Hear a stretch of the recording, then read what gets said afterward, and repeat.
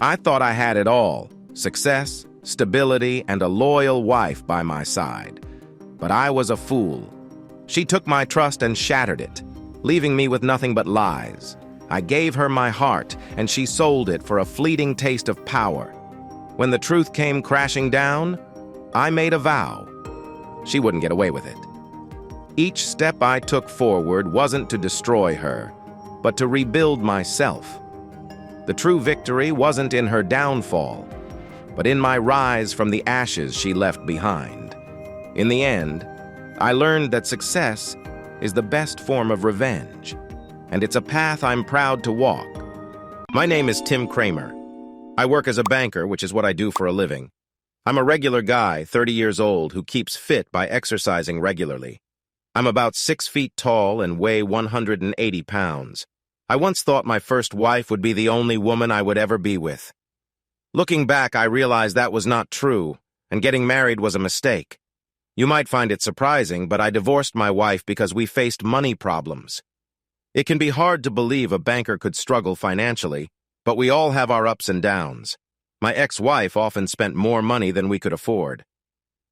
3 years after the divorce, I met a woman named Natalie at a Chamber of Commerce lunch hosted by the mayor in our small suburb of Pittsburgh, Pennsylvania. Natalie was at my table, and it was hard not to notice how charming she was. Maybe charming doesn't quite capture what makes Natalie special. She was very attractive, a natural redhead with rich auburn hair that fell just past her shoulders and nice curls. She was about 5 feet 6 inches tall, with warm brown eyes. Her figure was graceful and well-balanced. After my divorce, I wasn't really looking to date anyone and instead wanted to focus on my job. During lunch, I noticed her looking my way several times, so I smiled back at her. I didn't see a ring on her finger, but I was still cautious about getting to know someone new. That day, I just introduced myself to Natalie, happy to keep my life simple. As lunch wrapped up with some speeches, I left with a strong memory of her presence. Around the same time I met Natalie, my finances started to improve when I chose to invest in a retail store aimed at young women entering the workforce. This store was all about stylish yet professional clothing for young women who were used to wearing casual outfits. The idea for the shop wasn't originally mine, but I helped by saving my money and taking out loans, which felt like a big step for me. The goal of the store was to provide trendy work clothes for women. I would stop by from time to see how customers interacted with the sales team. Since I worked as a banker, I tried to give the manager helpful advice whenever I could, even though I didn't know much about women's fashion. As the years went by, the store began to attract a different demographic, women in their 30s and 40s who were seeking stylish yet professional attire. These women were often juggling multiple responsibilities, demanding jobs, families, and social engagements. I could see the change in their mannerisms, their confidence, and the way they engaged with the merchandise. This shift was mirrored in the store's inventory.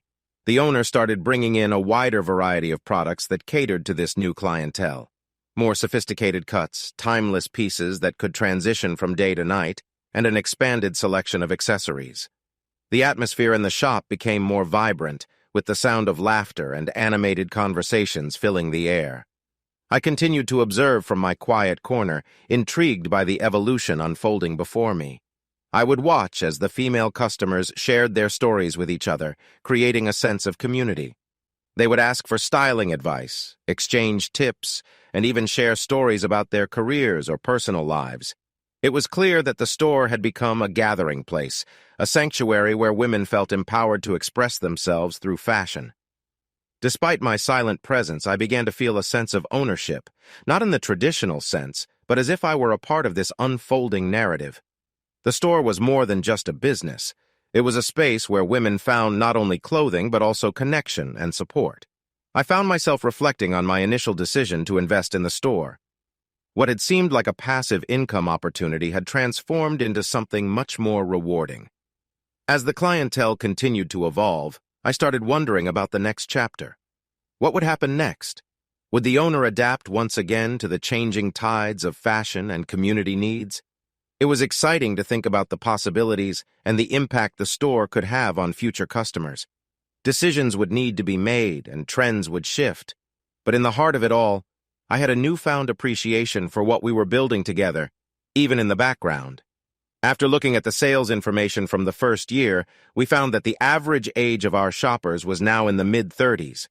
Young adults in their 20s still shopped with us, but older customers seemed to really like the high-quality wools and designer brands we offered. The change in customer age really made a difference. Sales began to rise thanks to people telling their friends about us. Soon, our store became the trendy spot in town for women's business clothes. As someone who had seen many ups and downs in banking, I tried to stay calm when I got a call from the store manager. She told me that a famous retailer from New York wanted to talk to our investors. I let her know that I would be glad to discuss this since I was the only investor. A few days later, while I was working as the assistant manager at the bank, I got a call on my cell phone. I had my own office, so I could talk without distractions. The person on the other end introduced herself as Natalie Goldman. The name sounded a little familiar, but I couldn't remember where I had heard it before. The voice on the phone also felt somewhat known. She wanted to meet for dinner one evening next week when she was free. I said yes and asked her to call me with her plans at least a day ahead so I could make sure I was available. I had no idea what she wanted to discuss. She didn't explain more during the call. I was curious about our conversation and her voice. For the rest of the day, I tried hard to think of anyone from my past with a name like Natalie Goldman, but I couldn't come up with anyone. Natalie called on Friday, 2 days after our first chat. She said she would arrive the following Monday afternoon and asked if I could meet her at the airport. I agreed. That afternoon, she sent me her flight plans in an email. As a banker, I usually wear plain, formal clothes that fit the job. On Monday, I put on my light gray suit, a blue shirt, and a red striped tie to match. I polished my black shoes on Sunday like I always do. I felt sure of myself, but also very traditional in style. Around 3:30, I left the bank to meet Natalie at the airport, which was a quick 20-minute drive. I parked my car, then hurried into the terminal to welcome her as she got off the plane. The air was thick with uncertainty as I scanned the crowd, searching for a familiar face but unable to conjure even a vague image of Natalie. Was she the one with the bright scarf, or perhaps the girl absorbed in her book? My mind raced with possibilities, each more elusive than the last. I had been so focused on the details of the flight schedule and the logistics of meeting her that I hadn't bothered to picture her. After all, our connection was just an email exchange, a few hurried messages about our plans. I should have asked for a picture or at least a more detailed description, but now it was too late.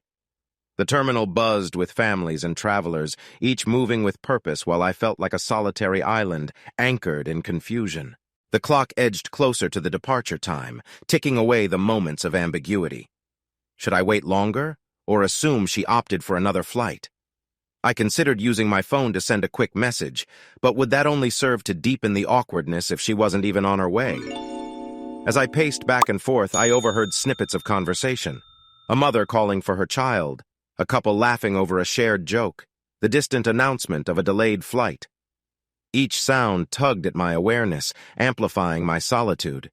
I took a deep breath and decided to settle on a bench, hoping that if I was patient enough, Natalie would eventually materialize from the sea of strangers. It felt as if the universe was testing my ability to navigate the unknown, and with each passing moment, I hoped for clarity in this cloud of confusion. I waited near the security exit, looking for someone who seemed to be looking for someone else. When I spotted Natalie walking down the terminal in her soft yellow business suit, I immediately recognized her from the lunch event a year ago. As she got closer, I could see that she remembered me too. "Tim, it's great to see you again," Natalie said with a warm smile and offered her hand. "It's my pleasure, Natalie. Welcome to Pennsylvania. Do you have any bags with you?" I replied while shaking her hand and noticing her look. Her red hair fell neatly around her shoulders, and she wore stylish stockings and yellow shoes with high heels. She wasn't wearing a wedding ring. "I just have an overnight bag. Could you help me find the baggage claim?" "It's been a while since I was last here," she said. I could tell she remembered me from the chamber lunch the year before. I offered her my arm, and she took it happily. We walked quietly to the baggage claim. After she got her bags, she asked, "Where can I find a good steak around here?" I thought she had good taste. "I know a great place," I said with confidence. We walked back to the car in silence. I opened the passenger door for her and helped her inside, getting a smile in return. I put her overnight bag in the trunk. The restaurant was a local steakhouse. It wasn't fancy like the ones Natalie was used to in New York, but the food was delicious. They had a good selection of steaks and all the side dishes you could think of. The small place was known for its extensive wine list. I ordered a reasonably priced bottle of Pinot Noir. After I ordered the wine, Natalie began talking. It seemed like she had planned her words carefully as she spoke without stopping. She was representing a high-end store that was interested in buying the clothing shop. They also wanted to keep me on as a consultant since I had a big interest in the store. I was surprised, to say the least. So, Natalie, let me make sure I understand. You or the company you work for want to buy the clothing shop where I've put in my money. Are you ready to make me an offer tonight?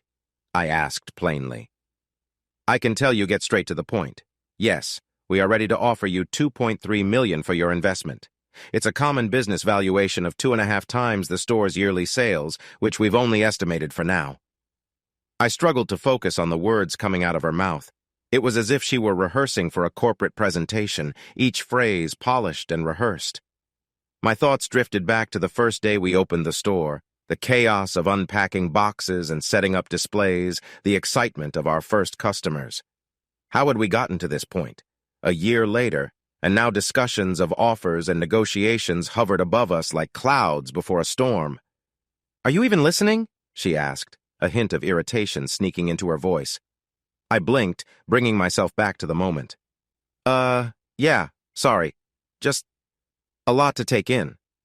I leaned back in my chair, absently toying with the coffee cup in my hands, the warmth grounding me as my mind raced.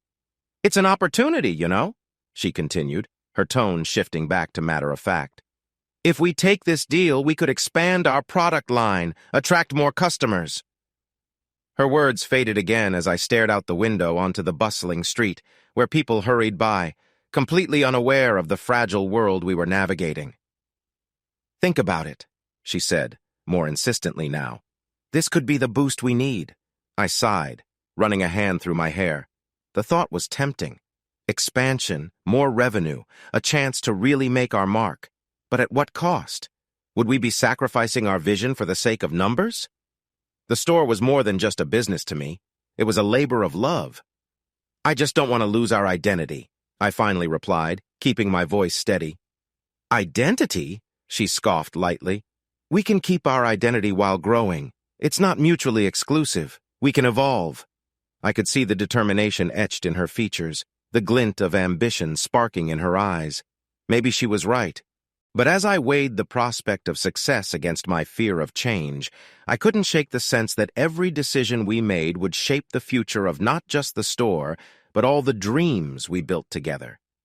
"Let's think about it," I said, a small concession, my mind still a whirlwind of conflicting thoughts. "Good," she replied, leaning forward with renewed energy. "I've got some figures that will really show you the potential here."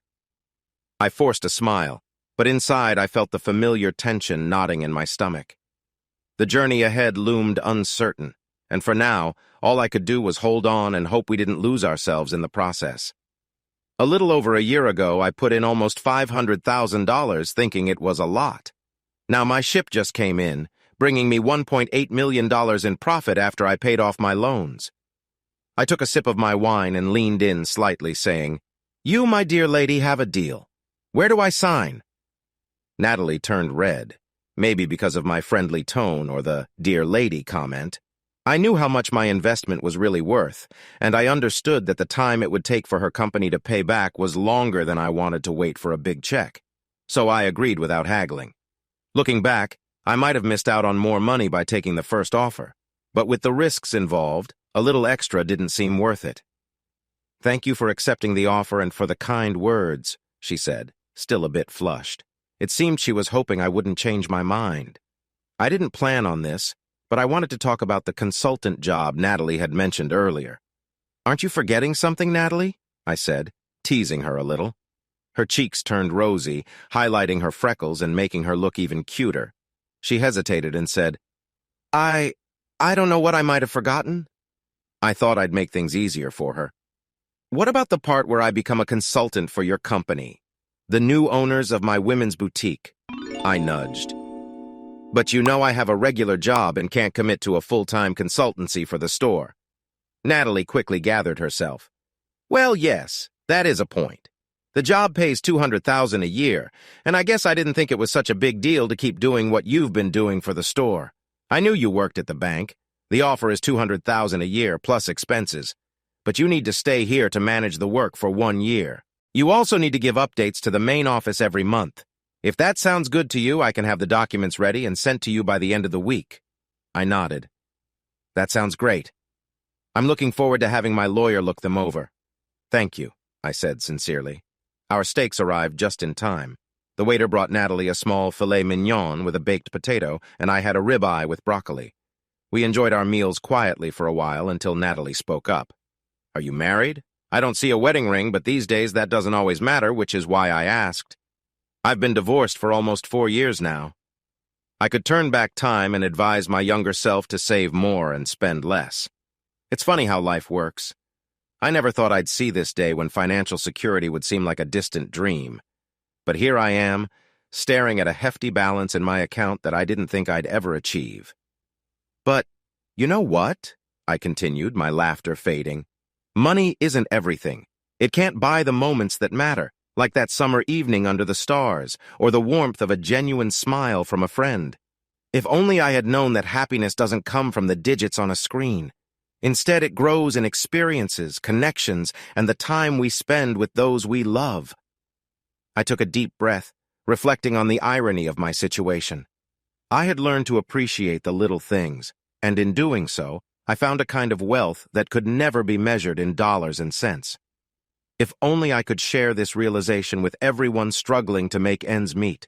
If only they could see that joy often lies in the simplest of moments.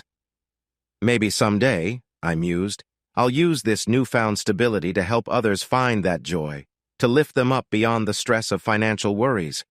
After all, the true value of money lies in how we use it to make a difference. If only she could have waited, I said aloud. Natalie smiled and nodded at my words. If I had been smarter with the money I just received, I probably wouldn't have to worry about money now or in the future. What do you plan to do with your profits? She asked sweetly. Well, I took a chance a little over a year ago, and it turned out really well. What if I tried it again? Wait, are you saying you would open another women's clothing store? She looked surprised. No, not another women's store. What about a men's store with similar styles? I said with a little challenge in my tone. You know that could actually work. If you did the same thing for men that you've done for women, I might be back next year with another offer. That kind of idea is exactly what the company I work for likes. Natalie's excitement showed. Maybe for the first time she saw me as more than just a plain banker. I felt sure of myself both in my thoughts and my attitude. Maybe this was the first time Natalie really saw that.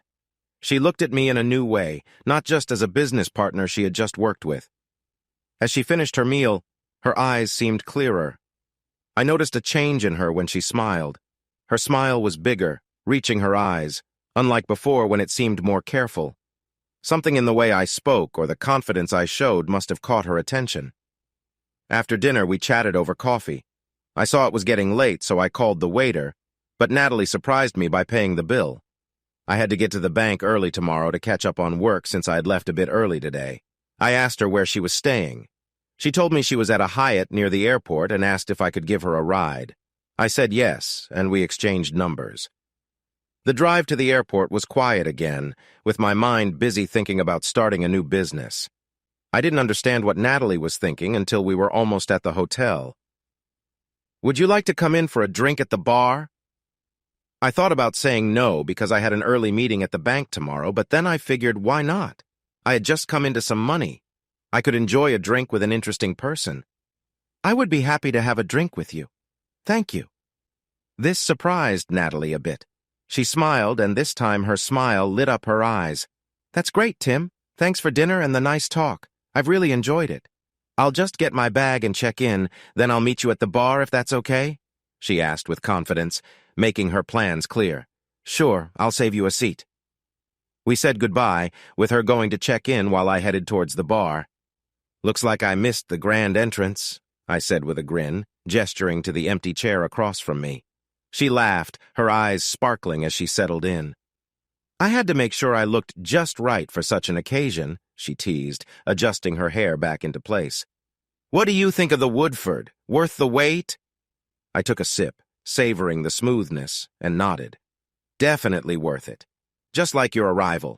So, tell me, what's the plan for tonight? She leaned in, a mischievous glint in her eyes. How about we take this party somewhere a little more adventurous? I raised an eyebrow, intrigued. Oh, what do you have in mind? With a slight smile, she lowered her voice conspiratorially. Let's just say there's a place a few blocks away that serves drinks with a twist, and I don't mean the garnish. Now you have my attention, I replied. My curiosity piqued. Lead the way. Did you miss me? Natalie walked into the bar wearing a black skirt that reached her knees, a white top, and tall black heels. She had changed from her earlier yellow outfit and freshened up her makeup. Her lips looked brighter, and her cheeks had a nice color. Her hair fell in curls around her shoulders. I really did miss you. You've changed, and it's great.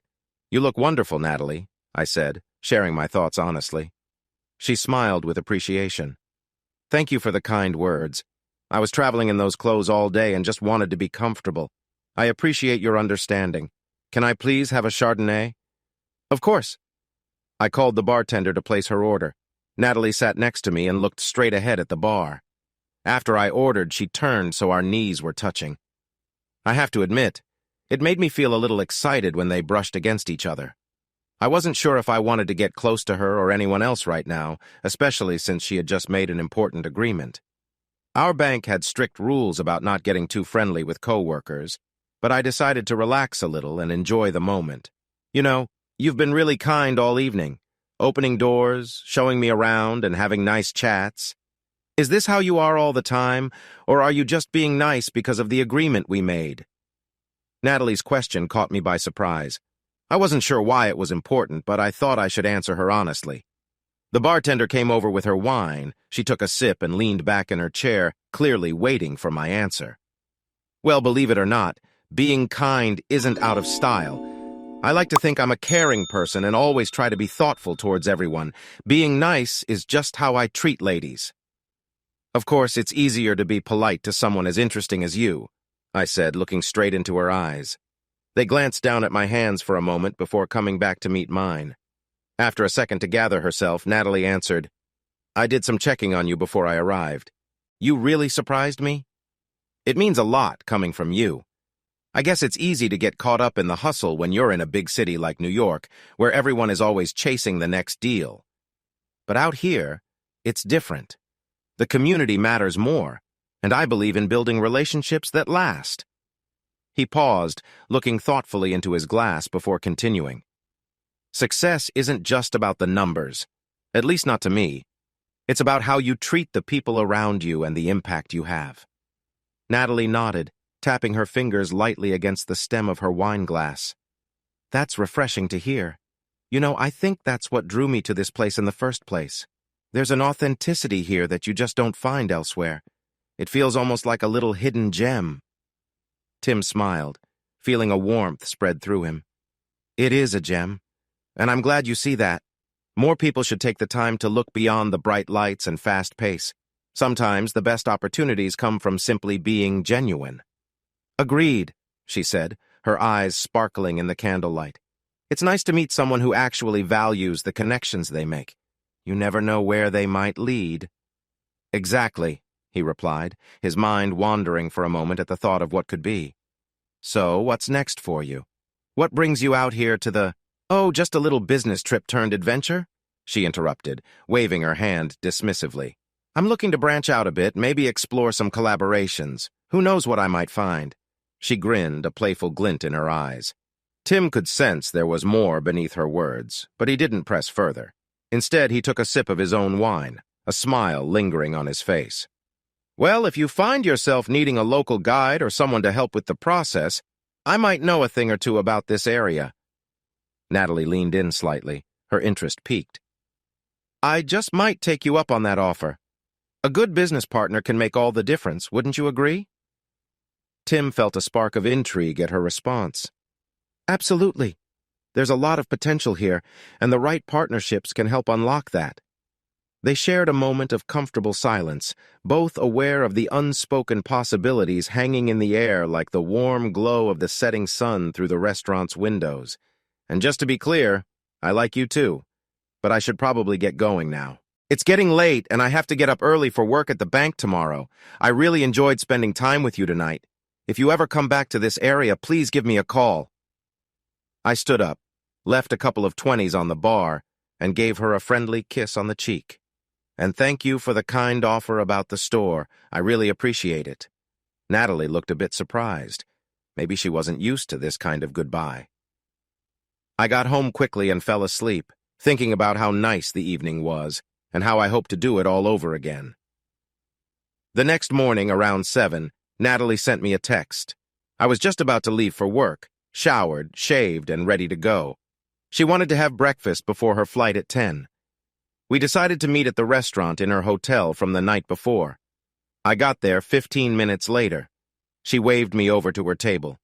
Natalie was wearing jeans, short black boots, and a white tank top with a red blazer that made her look good. Her hair was up in a bun today. I could see the shape of a lacy piece underneath her top, but it wasn't too revealing. Her style was casual and ready for a trip, but still very friendly. I asked if I could sit with her. Once I sat down, she ordered more coffee for us.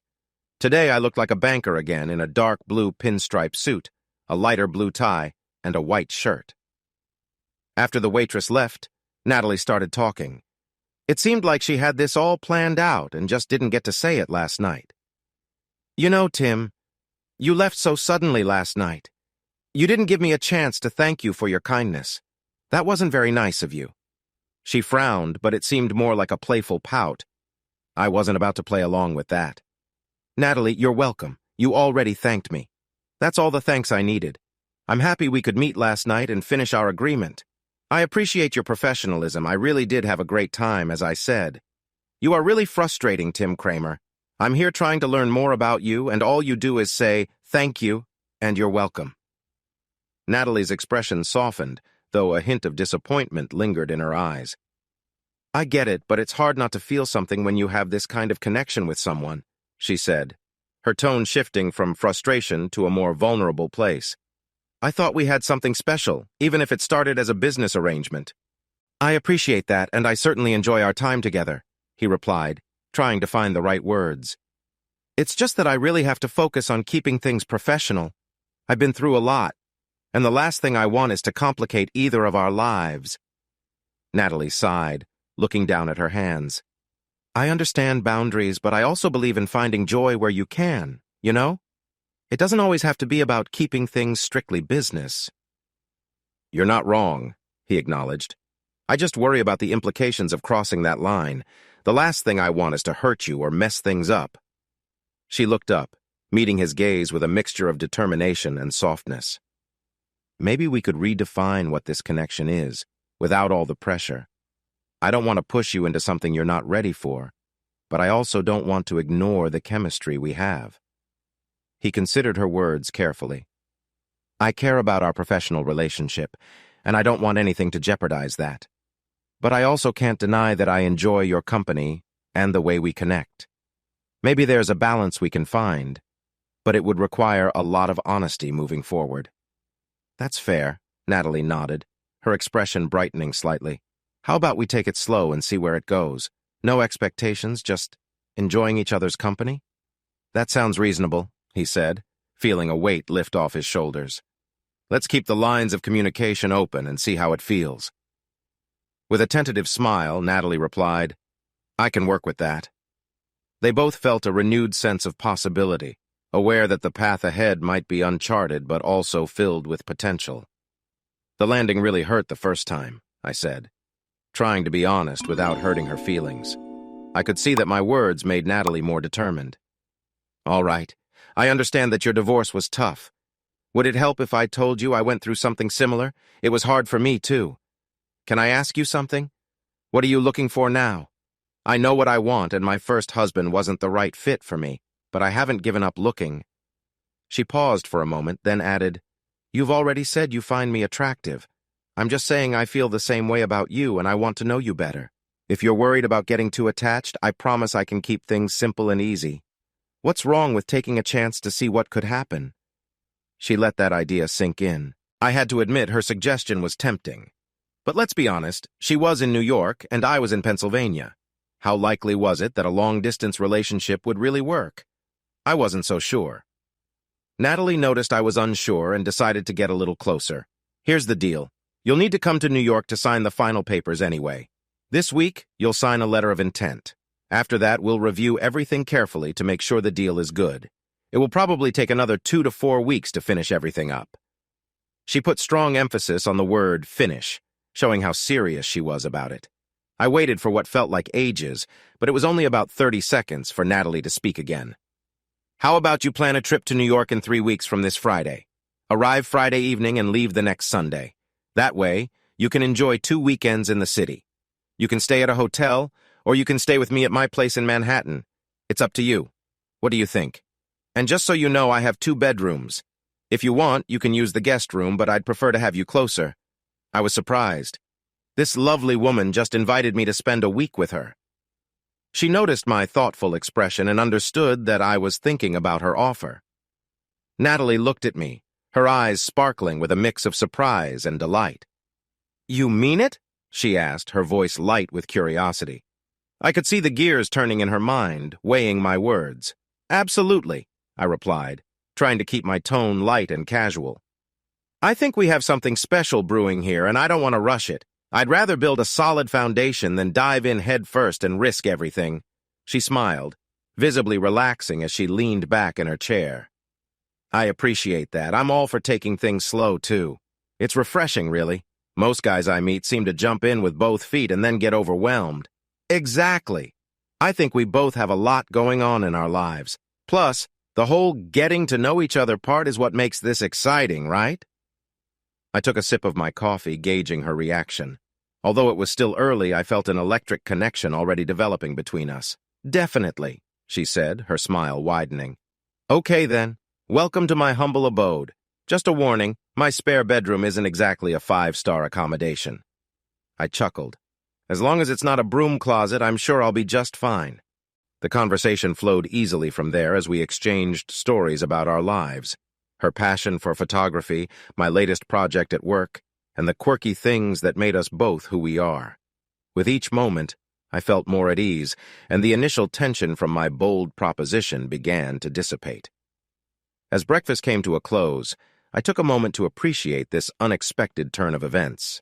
This could be the start of something meaningful, but I knew better than to let my excitement overshadow my caution. In the world of business and now, apparently love, calculated risks often yield the best results. You need to understand something important. I want my next trip around the sun with a partner to be meaningful and lasting. I'm not looking for something short-lived. It has to be something like forever and always, just like my mom used to say. Do you understand? Natalie looked relieved and smiled. I really get it. I feel the same way. I just couldn't let you leave without sharing how I feel and wanting to take a chance with you. I hope that after our week together you'll feel the same way, but if not, I'm glad I took the chance to find out. I can't wait. Please book your flight and send me your travel plans, and I'll be at the airport to pick you up. I nodded, agreeing with her. We finished our coffee and breakfast, which had been served while Natalie was sharing her thoughts. I picked up the bill and paid. As I stood to leave, Natalie got up too. She walked around to my side of the table and gently touched my cheek, just like I had done the night before. There is hope in this gesture, a hope for more moments together and a chance to connect. That's all I can offer. Take care, Tim Cramer, until we meet again. She walked behind me, leaving me at the table, thinking about what I had just gotten into. Well, spending a week with a very interesting woman couldn't be all bad, I thought, especially one who knew what she wanted and went for it. The weeks seemed to move slowly from that Tuesday morning breakfast to the Friday 3 weeks later when I was set to leave for New York. Work at the bank was usual. I went through my daily exercise routine at the gym and stopped by the clothing store a few times. I received the signed letter of intent and sent it back quickly after my lawyer's brief check to make sure everything was okay. I had to wait another 2 weeks for my flight to New York. I had visited New York several times before, but it never really stood out to me. It always felt expensive, noisy, and a little overwhelming. Not the best way to describe such a famous city. In my past trips, I found it chaotic and not very welcoming. As we flew over the water heading toward LaGuardia Airport, I remembered my previous visits to the Big Apple. This time I promised myself it would be different, mostly because of the people I would be with. "Hey," I replied, my heart racing at her sunny presence. "I'm glad you made it. I was worried you wouldn't make it in time." She laughed, a melodious sound that brightened the bustling airport around us.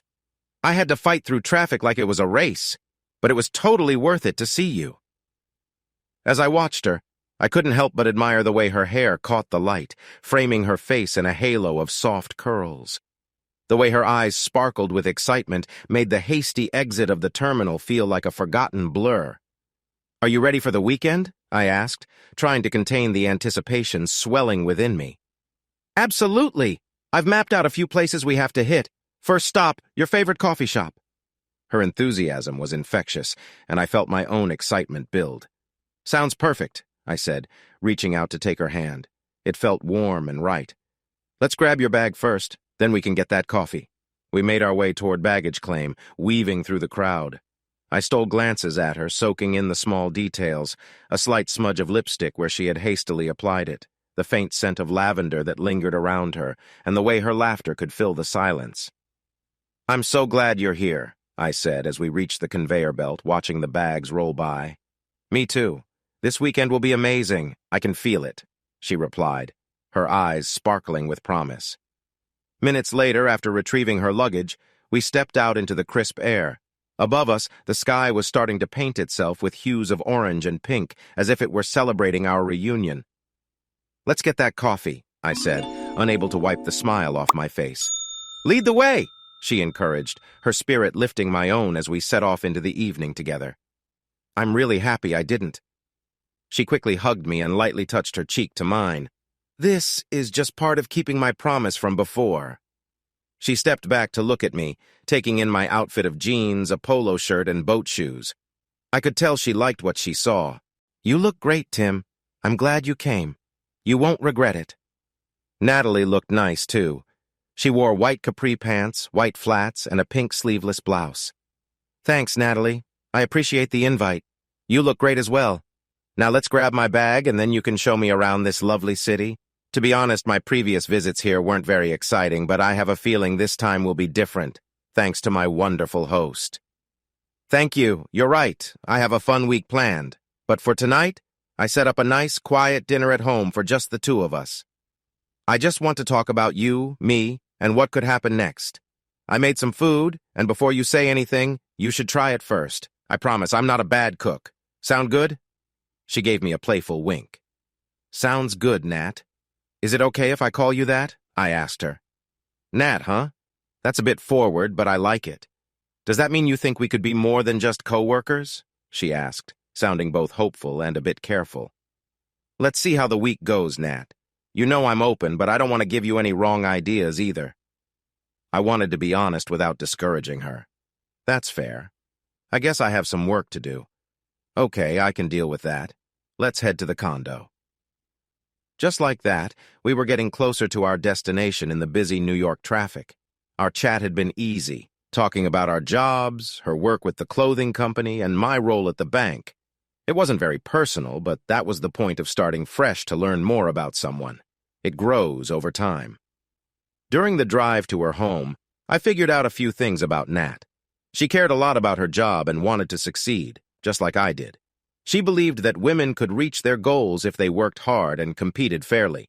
She was strong in her work, but also kind in other ways.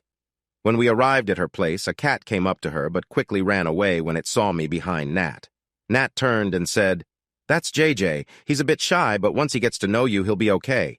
Just give him some time. You two will get along well." "It sounds like you're describing a pet, perhaps a cat. Their affectionate moments can be sweet, but be careful of those sharp claws. It's always wise to know how to handle them gently to avoid any unexpected scratches. Do you have a cat? Or are you thinking about getting one?" I wondered if there was a deeper meaning behind her description of JJ. "Come on, I'll show you to the guest room," Nat said as she gestured for me to follow. I was happy that she respected my wish not to stay in her bedroom. It showed she cared. We walked back to a cozy living room and kitchen area with a big, curved bar. The bar was shaped like an L, with the shorter side facing the sink and the dining room. The longer side looked over the living room. I thought it was a smart design. I took a seat at the middle of the longer side and watched Nat finish making dinner. "Would you like a drink or some wine?" Nat asked. "I'll have what you're having," I replied quickly. Nat smiled and reached for a bottle of Pinot Noir from the wine holder. "Could you help me out while I finish making dinner?" I walked over to her side of the bar and opened some drawers until I found a corkscrew. I opened the wine to let it breathe a bit. I grabbed 2 glasses from above and watched Nat as she covered the vegetables with what looked like goat cheese and almonds. The smells made it clear that dinner was going to be something special. After about 6 months of cooking for myself after my divorce, I decided to take a cooking class to learn the basics.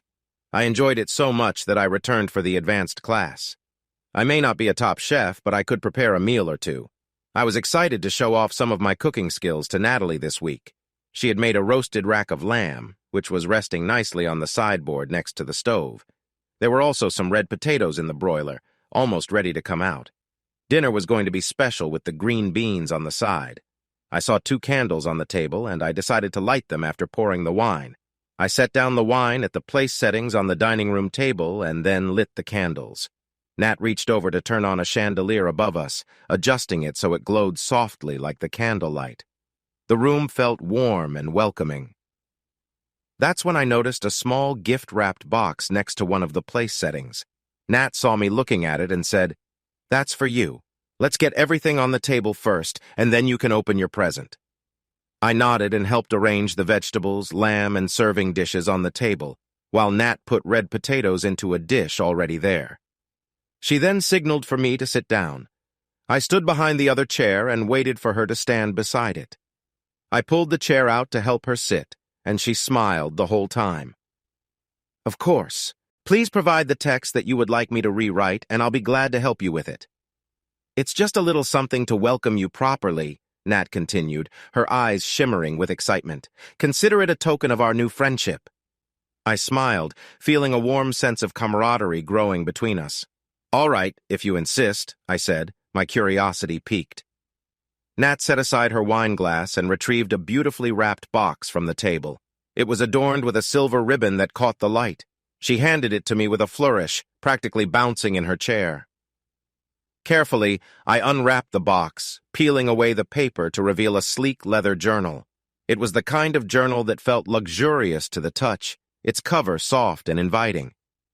"It's stunning," I said, running my fingers over the smooth surface. "Thank you so much." "I figured you'd appreciate it," Nat replied, beaming.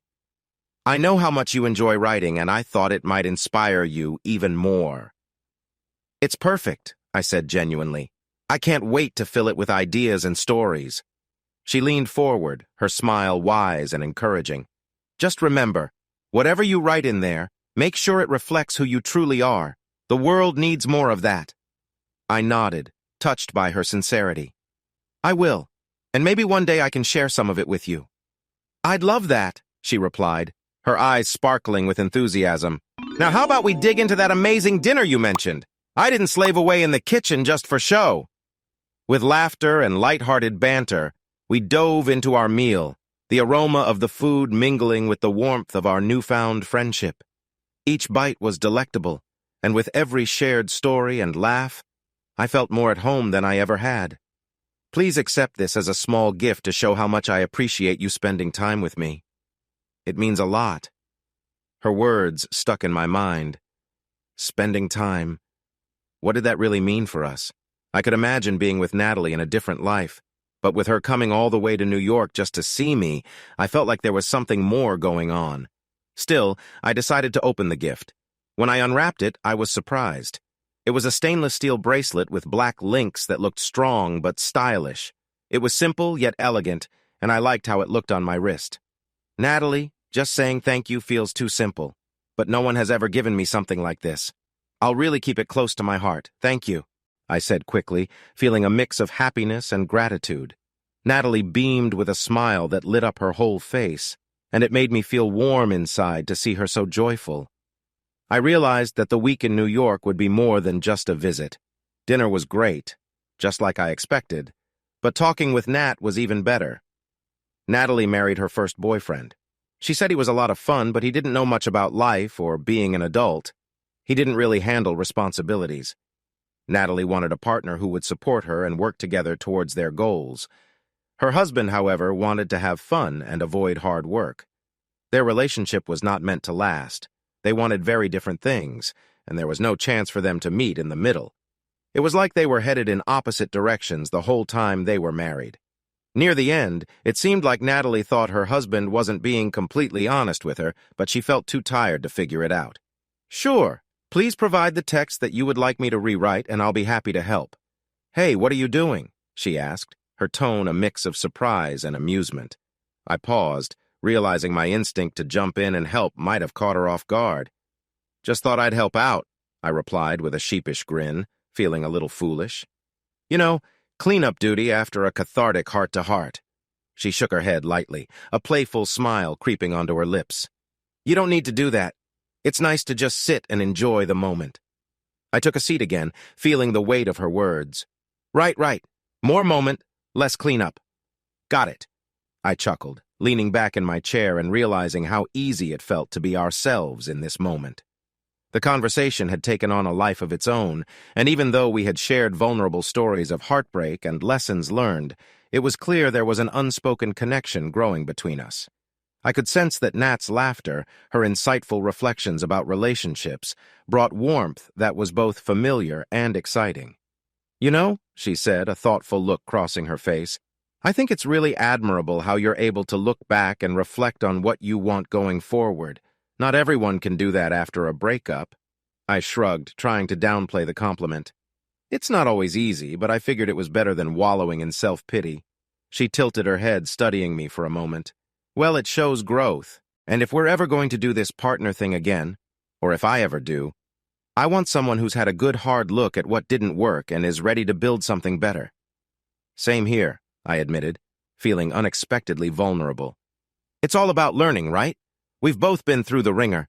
Now we get to apply all that knowledge." "Exactly," she exclaimed, her excitement bleeding into the air. "We're like survivors coming up from the ashes of our pasts." I laughed, a genuine sound of understanding passing between us. "Let's be phoenixes then, rising together from the ashes, with better communication skills and a shared love of takeout food." We both laughed again, and it felt like the tension that sometimes comes with post-divorce conversations was slipping away. In its place was a spark of something new, and with it, the hint of hope that perhaps we were both ready to see what a future might look like, built on the foundations of our hard-earned lessons. I kept cleaning the dishes. Is this the Tim Cramer I wanted to know better? Because if it is, I like what I see. Let me help you. Nat stood up and picked up some plates and bowls. We walked to the kitchen together, but when we got to the doorway between the kitchen and dining room, we realized we couldn't both fit through at once. I looked at her, and she smiled, motioning for me to go first to help the situation. At that moment, I sensed she was someone special I wanted to keep close. After we cleaned the dinner dishes, we headed to the living room to finish the wine. I was impressed by how confident Nat was to invite a stranger to stay with her for a week. It felt like I was being welcomed warmly. She was making the effort, not me. What did that mean? I told myself that I still wanted to be friends with her but could see other options for us. "Nat, dinner was amazing. Thank you. It was just right. You really are a great cook." Natalie smiled widely at my compliment, and a little color came to her cheeks. I thought her blush was sweet. "Thanks, Tim. Do you want to hear about my plans for us this week?" She quickly changed the subject back to our time together. "Sure. What do you have planned?" "Well, it's June and the weather is lovely, so I thought tomorrow we could take a walk in Central Park. Maybe we can have a picnic on the grass. How does that sound?" "That sounds wonderful." "I'll make some coffee. Why don't you sit on the couch?" She raised her eyebrows playfully, twice. She had such a lovely personality. I was starting to enjoy this fun back and forth between us. I got comfortable on the couch while the coffee brewed. I took a moment to think about what I wanted to do next with Natalie and in my life. I realized that being a single man was not the life I truly wanted. I dreamed of having children one day, I was looking for a partner who was fully committed and someone I could trust completely. I found myself intrigued by this dynamic. Natalie was different. Her confidence was magnetic. It was refreshing, especially in a world where many women often played down their desires or hesitated to take charge of their own narrative. My thoughts wandered as I considered our time together in Pennsylvania, the late-night conversations, the laughter that seemed to dance between us, and the unexpected moments that felt charged with unspoken possibilities. Maybe the truth was that Natalie saw me in a way I hadn't fully understood. It was possible that beneath her assertive demeanor, she struggled with her own feelings, as confused by them as I was. My heart raced at the idea that there might be more than just a business relationship at play, a deeper connection lurking beneath the surface. And yet, I couldn't shake the notion that whatever she felt transcended geography. New York men could be brash and dismissive, but Natalie had made a confident choice, seeking something genuine rather than engaging with someone merely for their status or charm. Was it me she wanted, or what I represented? Could it be that she craved authenticity and connection in a world that often felt superficial? As I stewed on these questions, I realized I had to confront them directly. If Natalie was indeed pursuing me, the only path forward was clarity. I owed it to both of us to discover what these feelings meant, even if it meant risking the ease of our current interaction. Would she be open to a conversation about what lay beneath her confident exterior? The prospect was both thrilling and terrifying, but something told me that whatever the outcome, the journey would be worth it. Taking a deep breath, I prepared to navigate this precarious territory. I would ask, and I would listen. It was time to find out what Natalie really wanted. I sat quietly, trying to understand, as Natalie brought over 2 cups of coffee on a tray with cream and sugar. I figured she remembered I liked both from our dinner a few weeks ago. She settled on the couch, keeping a cozy distance, and tucked her feet beneath her. "Thanks, Nat. And once again, dinner was amazing. You're such a great cook," I said. "Thanks, Tim. So, are you ready for a picnic in Central Park tomorrow?" Nat asked, her eyes sparkling with excitement. "Absolutely, that sounds wonderful, and I think the weather will be perfect. They say it will be in the mid-70s, which is just right. Let me know what I can do to help," I replied. "Great. Now that we have tomorrow all planned, let's talk about why you're really here." Nat gave me a playful, serious look while sipping her coffee. I felt a little thrill from her tone and expression, but I knew she was just teasing. "All right, I'll play along. Why am I really here? Let me take a guess." "You're secretly a vampire, planning to wait until I fall asleep to turn me into one?" "No, that's not it. You're really having a Tupperware party and everyone needs to order something? They're going to come out of the bedroom any minute now," I joked back, joining in on her fun. Nat laughed. "Not at all. But who knows? Honestly, there are no hidden agendas, Tim. It's really simple. I like being with you. Let's just enjoy our time together this week." I sank back into the couch. I could do that. For once in my busy banker's life, I could relax with a fun person and just enjoy it. "Nat, I would love that. So tell me about Natalie Goldman. Do I need to watch out for anything?" I chuckled. "Well, we talked about our divorces, which was very freeing for me, by the way. Thank you for that. You've met JJ. You know about my job." "What do you want to know?" Nat asked, throwing the question back at me. I felt like a mouse in a game. "Maybe we could begin with where you grew up, your family, or I could just show my feelings with a gesture." I could tell that Nat was a bit surprised. The air between us thickened, charged with a mix of anticipation and uncertainty. I could feel my heart racing, the soft thrum like a drumbeat echoing in my ears.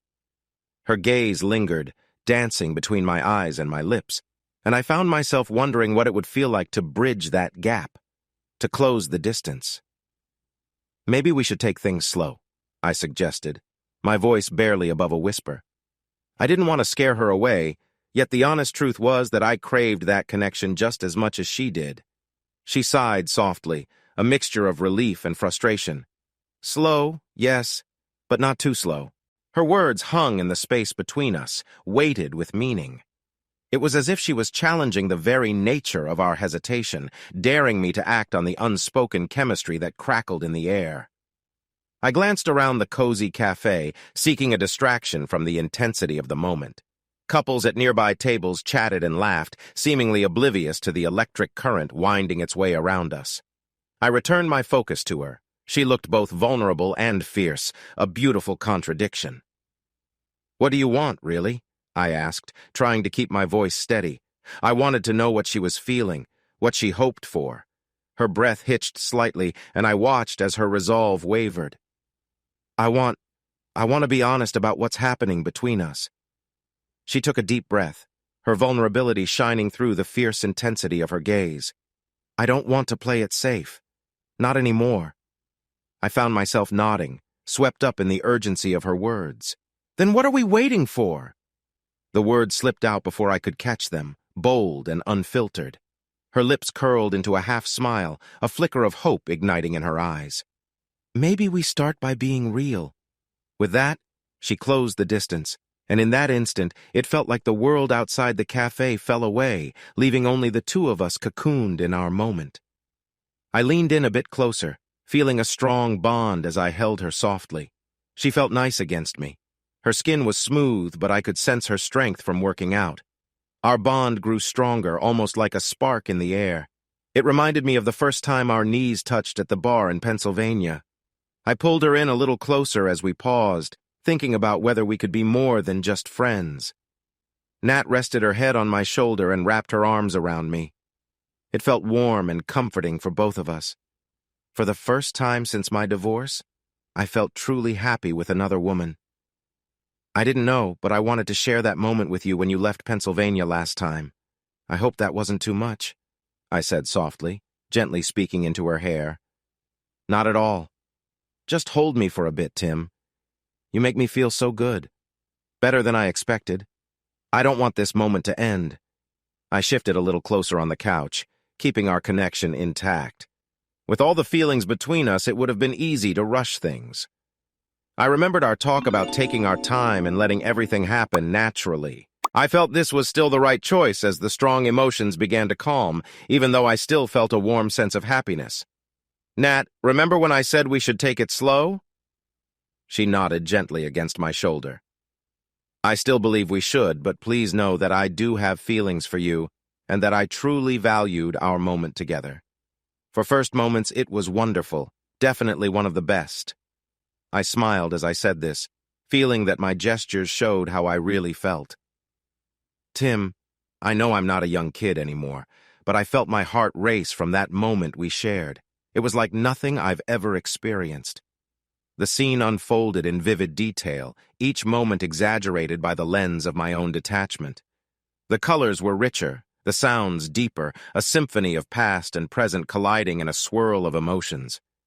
I could see my younger self, full of hope and uncertainty, navigating through familiar streets that felt both foreign and nostalgic. The laughter of friends echoed like a soundtrack, and I could almost feel the warmth of the sun on my skin, a gentle reminder of simpler times. But beneath the joyous facade there lay an undercurrent of tension, the invisible strings of fate pulling everyone in different directions. It was as if I was watching the characters of a grand story unfold, each twist and turn leading to moments of triumph and heartbreak.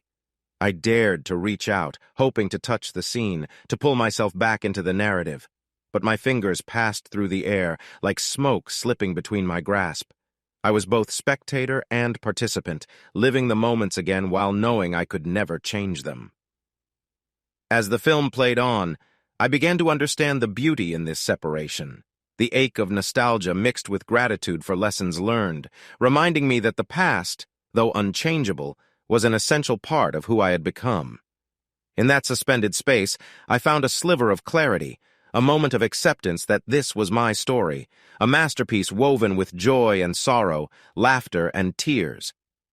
The credits began to roll, and I drifted back down, feeling grounded yet transformed. Pulling away from my shoulder, she spoke again with a serious tone. "Just to be clear, you can do that again any time, and I hope you will." She laughed, and it was a wonderful sound. I found myself wanting to hear her laugh more often. "Nat, I promise to do that a lot," I replied, smiling back at her. We both eased back on the couch, each holding our coffee. Nat grabbed a remote and turned on the stereo, filling the condo with the soft sounds of Moon River. For now, we were happy to just sit together and enjoy our drinks. I'm going to go change into my pajamas, if that's all right with you, Tim. Sure, I think I'll do the same. We both headed to our rooms to change. I hadn't looked around the guest room yet or unpacked, so I took a moment to explore the space and see what it was like. The room was nicely decorated, just like I thought it would be. It had a queen-sized bed, a dresser, and a small closet. The colors were soft shades of green with a darker green blanket. On the walls were photos of Natalie with her friends, both guys and girls. In the pictures with her female friends, she looked happy and relaxed. But in the ones with her male friends, she seemed more serious. I found myself wondering why that was. A little jealousy crept in as I looked at those photos. What was causing those feelings? I changed into cargo shorts and a t-shirt. I was sitting on the couch when Nat came in. She had put on a long t-shirt and white shorts, looking comfortable and decent. I was glad she picked something more modest. It would have been easy to get distracted earlier. As she settled down, my phone buzzed and shook in my pocket. I pulled out my phone, showing it to Nat, and said, "Sorry," with my lips. "Hello, Tim Cramer here." I didn't check who was calling. Then, I heard my father's voice, but he sounded very off. "Tim, your mom had a stroke. We're at the hospital now." He started to cry hard. After a moment, he tried to calm himself down and spoke again. I pointed at my phone and said to Natalie, "It's my dad. They aren't sure if she will be okay. We were watching TV in the living room when she said she felt dizzy and then fainted." My father hurried to explain. I struggled to understand his words. Natalie bit her lip, sensing the seriousness of the situation. I called 911. I didn't know what else to do. The ambulance got here in about 10 minutes. We have been at the hospital for a little over an hour. "I'm glad to hear you saw the doctor. How did it go? Is there anything specific you want to talk about or any questions you have?" "I had to call you. Tim, she might not make it." My dad started to cry on the phone. "Dad, please, I'm in New York, but I'll fly home as soon as I can. Tonight if I can. Just try to stay strong. I'm on my way. Call me if anything changes. I love you." I ended the call while my dad was still upset. I held my phone in my lap, feeling shocked. Natalie had gone to her room and came back with her iPad. "We need to get 2 tickets home now. I'll take care of it," she said. Her words surprised me. "Nat, I need to get home fast, but you don't have to come with me," I responded, not as sure as I wanted to be. "Nonsense. I'm coming with you because you need support. You might not see it, but you need someone right now." She spoke tightly, making me realize how strong she was. "Look, I'm an easygoing person. I keep a bag ready in my bedroom for when I need to leave for work. I'm prepared to go anywhere quickly. You haven't even unpacked. Grab your things and let's take a taxi to the airport. By the time you're ready, I'll have a flight and a taxi arranged. Hurry," she urged. I quickly gathered what I had taken out, thinking about the last time I saw my mom. It was a month ago during the barbecue they hosted. My parents held one almost every month when it was warm, inviting neighbors and close friends. Family was always welcome. I thought it would be nice to visit since I hadn't seen them in a while. My mom often tried to introduce me to one of the neighbors' daughters. I didn't mind. My parents always wanted what was best for me. I talked with my parents, had a beer, enjoyed some barbecue, and politely said goodbye to them. I told them I loved them and would see them soon. That was 5 weeks ago. Now I packed my things and put on some jeans and a clean polo shirt for traveling. I came out of the bedroom, suitcase in hand, and looked for Natalie. Natalie came out wearing jeans, a NYU sweatshirt, and carrying her suitcase. "The taxi will be here any minute. I got us 2 tickets for the last flight tonight from LaGuardia to Pittsburgh. It leaves at 11. We need to hurry, but I think we can make it. Let's go downstairs to the lobby and wait for the taxi. I'll call my friend Karen to take care of JJ." We quickly left her condo and locked the door behind us as we made our way to the lobby. When we got downstairs, the taxi was already waiting. It was 5 minutes after 10. The taxi driver placed our bags in the trunk while we climbed into the back seat. "Take us to LaGuardia quickly," Natalie said with excitement as the driver got ready. "That was cutting it close," Nat said, grinning at me. Her eyes sparkled with a mix of adrenaline and excitement. "Just a typical Friday night," I replied, feeling a rush of both relief and exhilaration. The cabin lights dimmed, and the flight attendants began their pre-flight safety demonstration. I watched them absently, still processing the whirlwind of our last half hour. As the plane taxied down the runway, I squeezed Nat's hand tighter. "Are you ready for this?" I asked, my voice barely above a whisper, the tension in my chest mixing with anticipation. "More than ever," she said, her gaze fixed straight ahead as if drawing strength from the horizon. I could feel the vibrations of the engines grow stronger as we picked up speed, and the thrill of takeoff sent a shiver of excitement through me. Within moments, we were airborne, and the city lights began to shrink beneath us.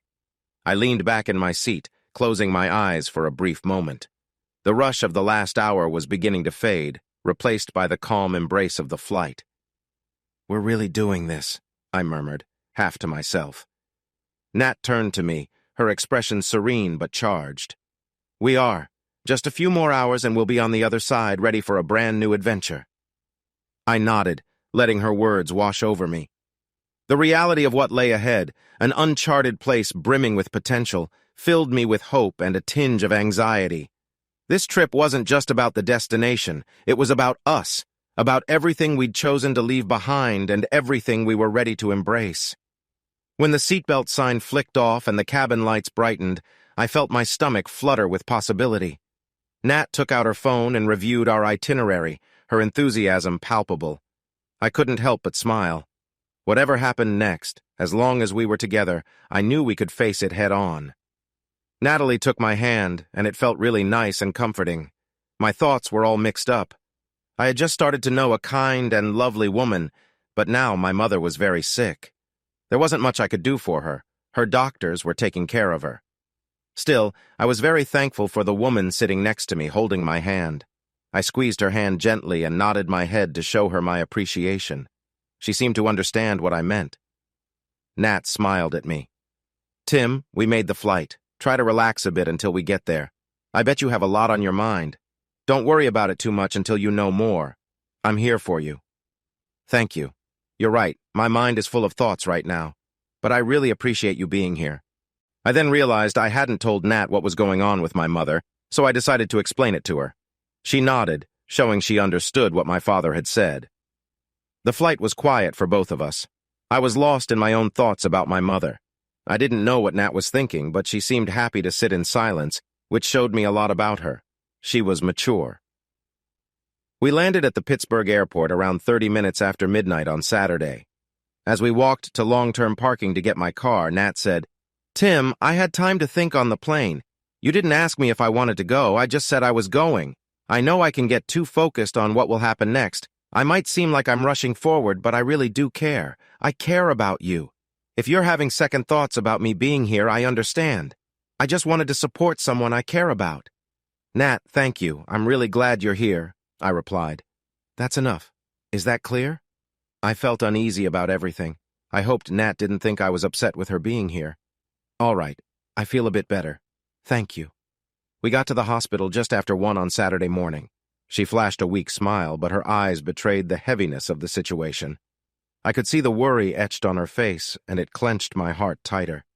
We had been here before, but each time felt like another wave crashing against our already tired souls. "What did the doctors say?" Nat asked, her voice steady despite the quiver I suspected she felt beneath the surface. Dad rubbed a hand over his face. "Not much has changed," he replied, his voice hoarse. "They're doing everything they can, but—" He trailed off, unable to finish the sentence. I felt a knot form in my stomach. "But what?" I pressed gently. "What does that mean?" Dad swallowed hard and looked down at the floor. "They said it's just a matter of time now." His voice wavered, as if the admission itself was a physical burden too heavy to bear. I took a step back, feeling the air thicken around us. "No," I said sharply, shaking my head. "No, it can't be like this." I had hoped for some glimmer of hope, a sign that everything would be okay, that we would find a way through this together. Nat reached out, squeezing my arm. "Tim, we need to be there for her. She can feel us, even if she can't respond." Dad nodded, rubbing the back of his neck as if trying to relieve a tension that couldn't be eased. "You're right. She needs us to be strong." After a moment of silence, I turned back to the room, heart laboring with every step. I didn't want to go in, not to see her like that, not to face the reality that had clawed its way into our lives, but I couldn't abandon her now. As I re-entered the room, a weight hung in the air, heavy and suffocating. My mother lay so still. Monitors beeped rhythmically, a cruel reminder of the life still clinging to her fragile form. I approached her bedside, the smell of antiseptic and sterile air mingling with an overwhelming sense of loss. I picked up my mother's hand again and held it tightly between mine. "Mom," I said, my voice cracking. "I'm here. We're all here. Please just fight. We need you." She remained silent, as if she were already somewhere far away. I felt tears prick at the back of my eyes, a rush of anger and grief flooding through me. It was so unfair, so intolerable. Nat entered behind me, her expression resolute as she stood by my side. "We'll get through this together," she said softly, her presence a grounding force amidst the turmoil that surrounded me. Minutes turned into hours as we took turns speaking to her, sharing memories and stories that felt too good to be lost. I returned to the memories of family vacations, laughter over dinner, and quiet evenings spent together. I wished for her to hear the words, to come back to us, to find a way to comfort us in our fear. But reality loomed. I understood the truth as I glanced at my dad standing in the doorway, a weary silhouette against the harsh hospital lights. We were losing her, and all we could do was hold on until the very end. I could tell this would be hard for my father to see someone he didn't know, so I quickly introduced them. Natalie took my father's hand while I made the introduction. He seemed to find comfort in having someone there with him. My father shared the same story he had told me before over the phone. This time, there were fewer tears. I figured he had been in shock before, but had thought things over in the last few hours. My mother's condition was certainly serious. Until, or if she woke up, there was no way to know how much damage the stroke had caused. They had done several CAT scans to find the part of her brain with the clot, but could only guess how much movement she might lose on the right side based on where the clot was. Unfortunately, stroke victims often have no signs that something is wrong until it's too late. Some problems are small, others are very serious, and some can even be life-threatening. The doctor told my dad that my mom was not in pain. I found that hard to believe because I couldn't really know how she felt unless I could talk to her, which didn't seem possible. The doctor said she might wake up at any moment, but they couldn't say when. I asked my dad to take Natalie home to rest while I stayed at the hospital with my mom. At first, neither Natalie nor my dad wanted to leave. I insisted I would call them the instant there was any change. I could see the worry on my dad's face and the concern on Natalie's. I shrugged and let them decide. A couple of minutes later, Natalie peeked in and quietly said they were going to leave. I went to the door and she gently brushed some hair out of my face and touched my cheek. "I'm going to take your dad home. He looks really tired." I believe I made him see that he wasn't really helping anyone like this. I agreed with a nod. "Nat, thank you. You can stay in my old room down the hall from my parents. Dad will take you there. We'll come back early in the morning, but please call if anything changes." Her words felt warm and caring, and they made my eyes a little misty. I smiled softly, grateful for her kindness. The aroma of fresh coffee and buttery croissants filled the small room, momentarily drowning out the sterile scent of antiseptic. Nat set down the brown paper bag with a soft thud, grinning as she pulled out the warm pastries. "Thought you might need a little fuel," she said, her voice light despite the heaviness in the air. "Thanks," I mumbled, still feeling the weight of sleep clinging to my eyelids. I took the offered croissant, the flaky layers breaking apart gently in my hands. Each bite was a small reminder of the normalcy that felt so far away. Dad settled into the chair next to me, his expression neutral but tired, the lines on his face deepening overnight. He gave me a small nod as he unfolded the newspaper he had brought, clearly trying to find distraction in the mundane. The hours stretched on, each minute punctuated by the quiet beeping of monitors and the occasional footsteps in the corridor. Nat and I exchanged small talk about the weather, something we both found ludicrous to discuss in such a place, but it kept our minds from drifting too far into darker thoughts. Eventually, the door creaked open, and a nurse poked her head in with a warm smile. "Good morning. How are we doing today?" I managed a slight nod, grateful for her presence. She checked the IV line and flipped through the chart at the foot of the bed. I'll be around if you need anything. Just press the call button, okay? As she left, I felt the tension from my body tightening again, the reality of the situation settling back in. I glanced over at Nat, who was now immersed in her phone, typing rapidly. Perhaps she was updating others or simply distracting herself. Do you think... I hesitated, unsure if I should voice the fear bubbling inside me. Do you think she knows we're here? Nat paused her typing, her eyes softening as she looked at me. I think she can feel us, she said gently. She's strong. You know that. I didn't respond, unsure how to articulate the mix of hope and despair swirling in my chest. Instead, I took another bite of croissant, focusing on the taste, the texture, anything to keep me anchored in the moment. As the sun crept higher outside, spillings of light filtering through the blinds, I recognized that the day ahead loomed uncertain and heavy. But for now, we were together, and for that, I held on tightly to her hand. It was time to change shifts at the hospital. The nurses who were leaving met with the new team to share important information. Nat, my dad, and I were seated in my mom's room, enjoying our breakfast sandwiches and sipping coffee. My dad spoke first. "Have any doctors been in here yet this morning?" he asked with a bit of tension. I could tell my dad was just expressing his worries, so I chose to keep things calm. "No, Dad. They are switching shifts right now, so I expect someone will come by soon. Mom hasn't changed since last night. I've been here the whole time, and I've talked to the nurses. They all said she is comfortable for now." My dad looked at me as if he didn't agree with my thoughts. Nat seemed a bit worried, but gave me a small smile, showing that I was handling the situation well. Our family didn't have much experience with doctors or hospitals. My family had mostly lived a healthy and happy life. My mom gave birth to me and my sister in a hospital, but that was over 30 years ago. Since then, my parents hadn't been inside a hospital again, which was fine with me. However, it often made my dad feel uneasy because he wasn't used to such places. I could understand why he felt that way. My dad wasn't a patient man. He hated waiting at restaurants, even if he didn't have a reservation. He often acted like he and my mom were the only ones who mattered, expecting everyone to pay attention to them. My mom, who was much more patient, tried to handle my dad's impatience as best as she could, with some success. I sometimes wondered how he would manage if something happened to my mom. Would I become just like him? I guess time will tell. While I was deep in thought, a young doctor, maybe around my age, walked in with my mother's medical chart. He pushed his glasses up on his nose and greeted us as we all stood. He looked focused as he read through the chart. I was really hoping for some good news. "Mr. Cramer, I'm Dr. Morton Frederick. We're currently monitoring her condition closely. The good news is that it was a mild stroke and she's stable for now. However, we want to keep a close eye on her recovery." I nodded, trying to process the information. My father looked worried, his face gaunt under the fluorescent lights of the hospital room.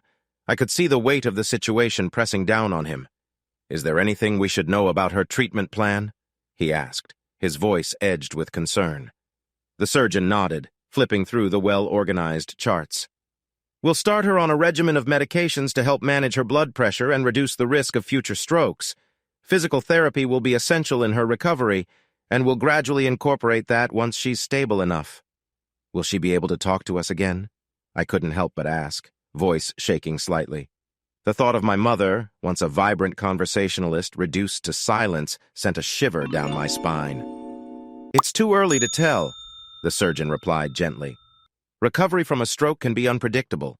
Some patients regain full function, while others may experience lasting effects. The most important thing is to remain hopeful and supportive as she begins her rehabilitation." I glanced over at Natalie, her expression a mix of sympathy and concern. It was surreal to be in this situation, surrounded by family yet feeling so alone. What would our lives look like moving forward? "Can we see her?" I asked, feeling the urgency of wanting to be by her side, to make sure she wasn't alone in this terrifying moment. "Yes, but only for a few minutes," the surgeon replied, leading us down the corridor towards the ICU. The beeping of machines and hushed voices added to the sterile atmosphere that felt overwhelmingly alien. As we entered the small room, I took a deep breath. There she was, my mother, lying in the bed, pale but breathing steadily. The sight of her brought tears to my eyes. "Mom," I whispered, taking a seat beside her. My father reached out to hold her hand, and I followed suit, feeling the warmth of her skin. "We're here, Mom. You're not alone," I said softly, hoping she could somehow sense our presence and support. In this moment of uncertainty, all I could do was hold on to hope, for her recovery and for our family's future. We can't know the results until she wakes up, but I can explain what's going on. According to the heart monitor, your wife has a mild heart problem with her mitral valve. When this valve doesn't close completely, it causes a little extra blood to build up in her lungs, creating air bubbles. When the valve opens again, the blood flows, but also carries those air bubbles along with it. As this air-filled blood moves through her body, it can get stuck in different places. In her case, it got stuck in her brain, which stopped blood from flowing to part of it. The doctor paused, looking for a nod from us to show we understood. I nodded for him to keep going before I asked my questions. My father and Nat looked at me as if I were the only one who got what he just explained. The doctor went on, "I can repair the heart valve fairly easily. It's a simple surgery compared to others. It's better to act quickly to avoid any more problems. I'm more worried about the long-term effects of the original stroke. We won't know anything for sure until she wakes up. I suggest we go ahead with the surgery this afternoon."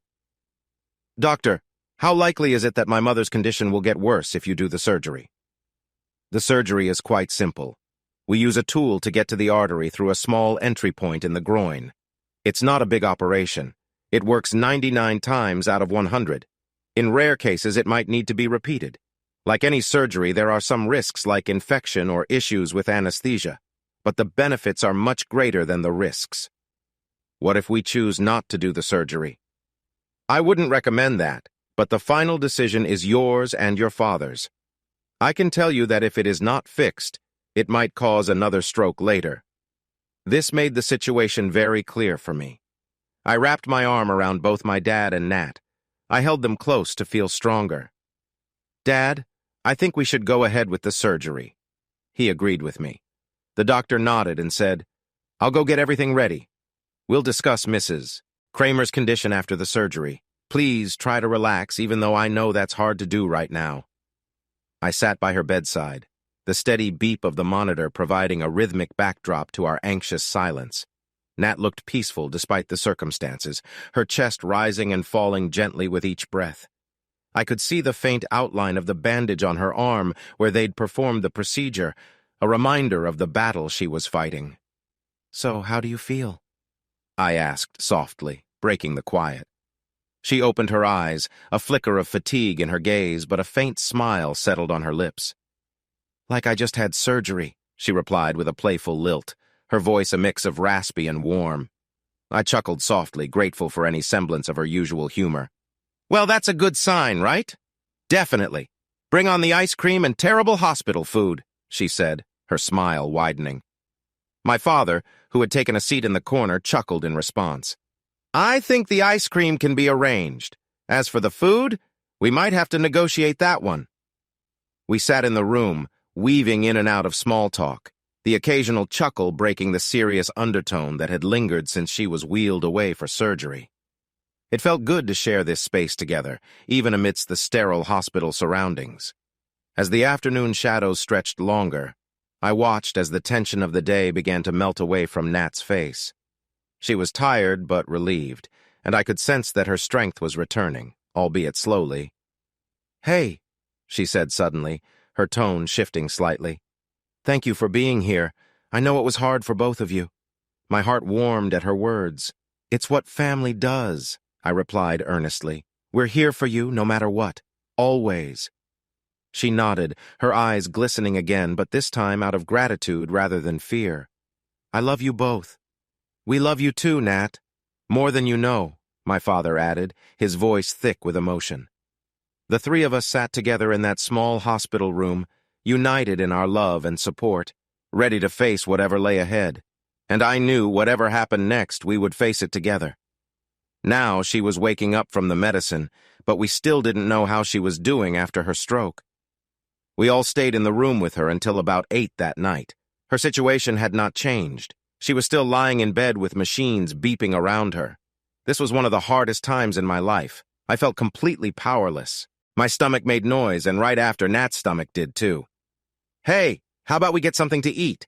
We can't do anything for Mom until she wakes up, and none of us has eaten since this morning. We need to stay strong for her." My reasoning seemed to make sense. One by one, we left the room, with Dad being the last to go. I suggested the bar just across the street since it was nearby. The nurses had our phones, including Nat's.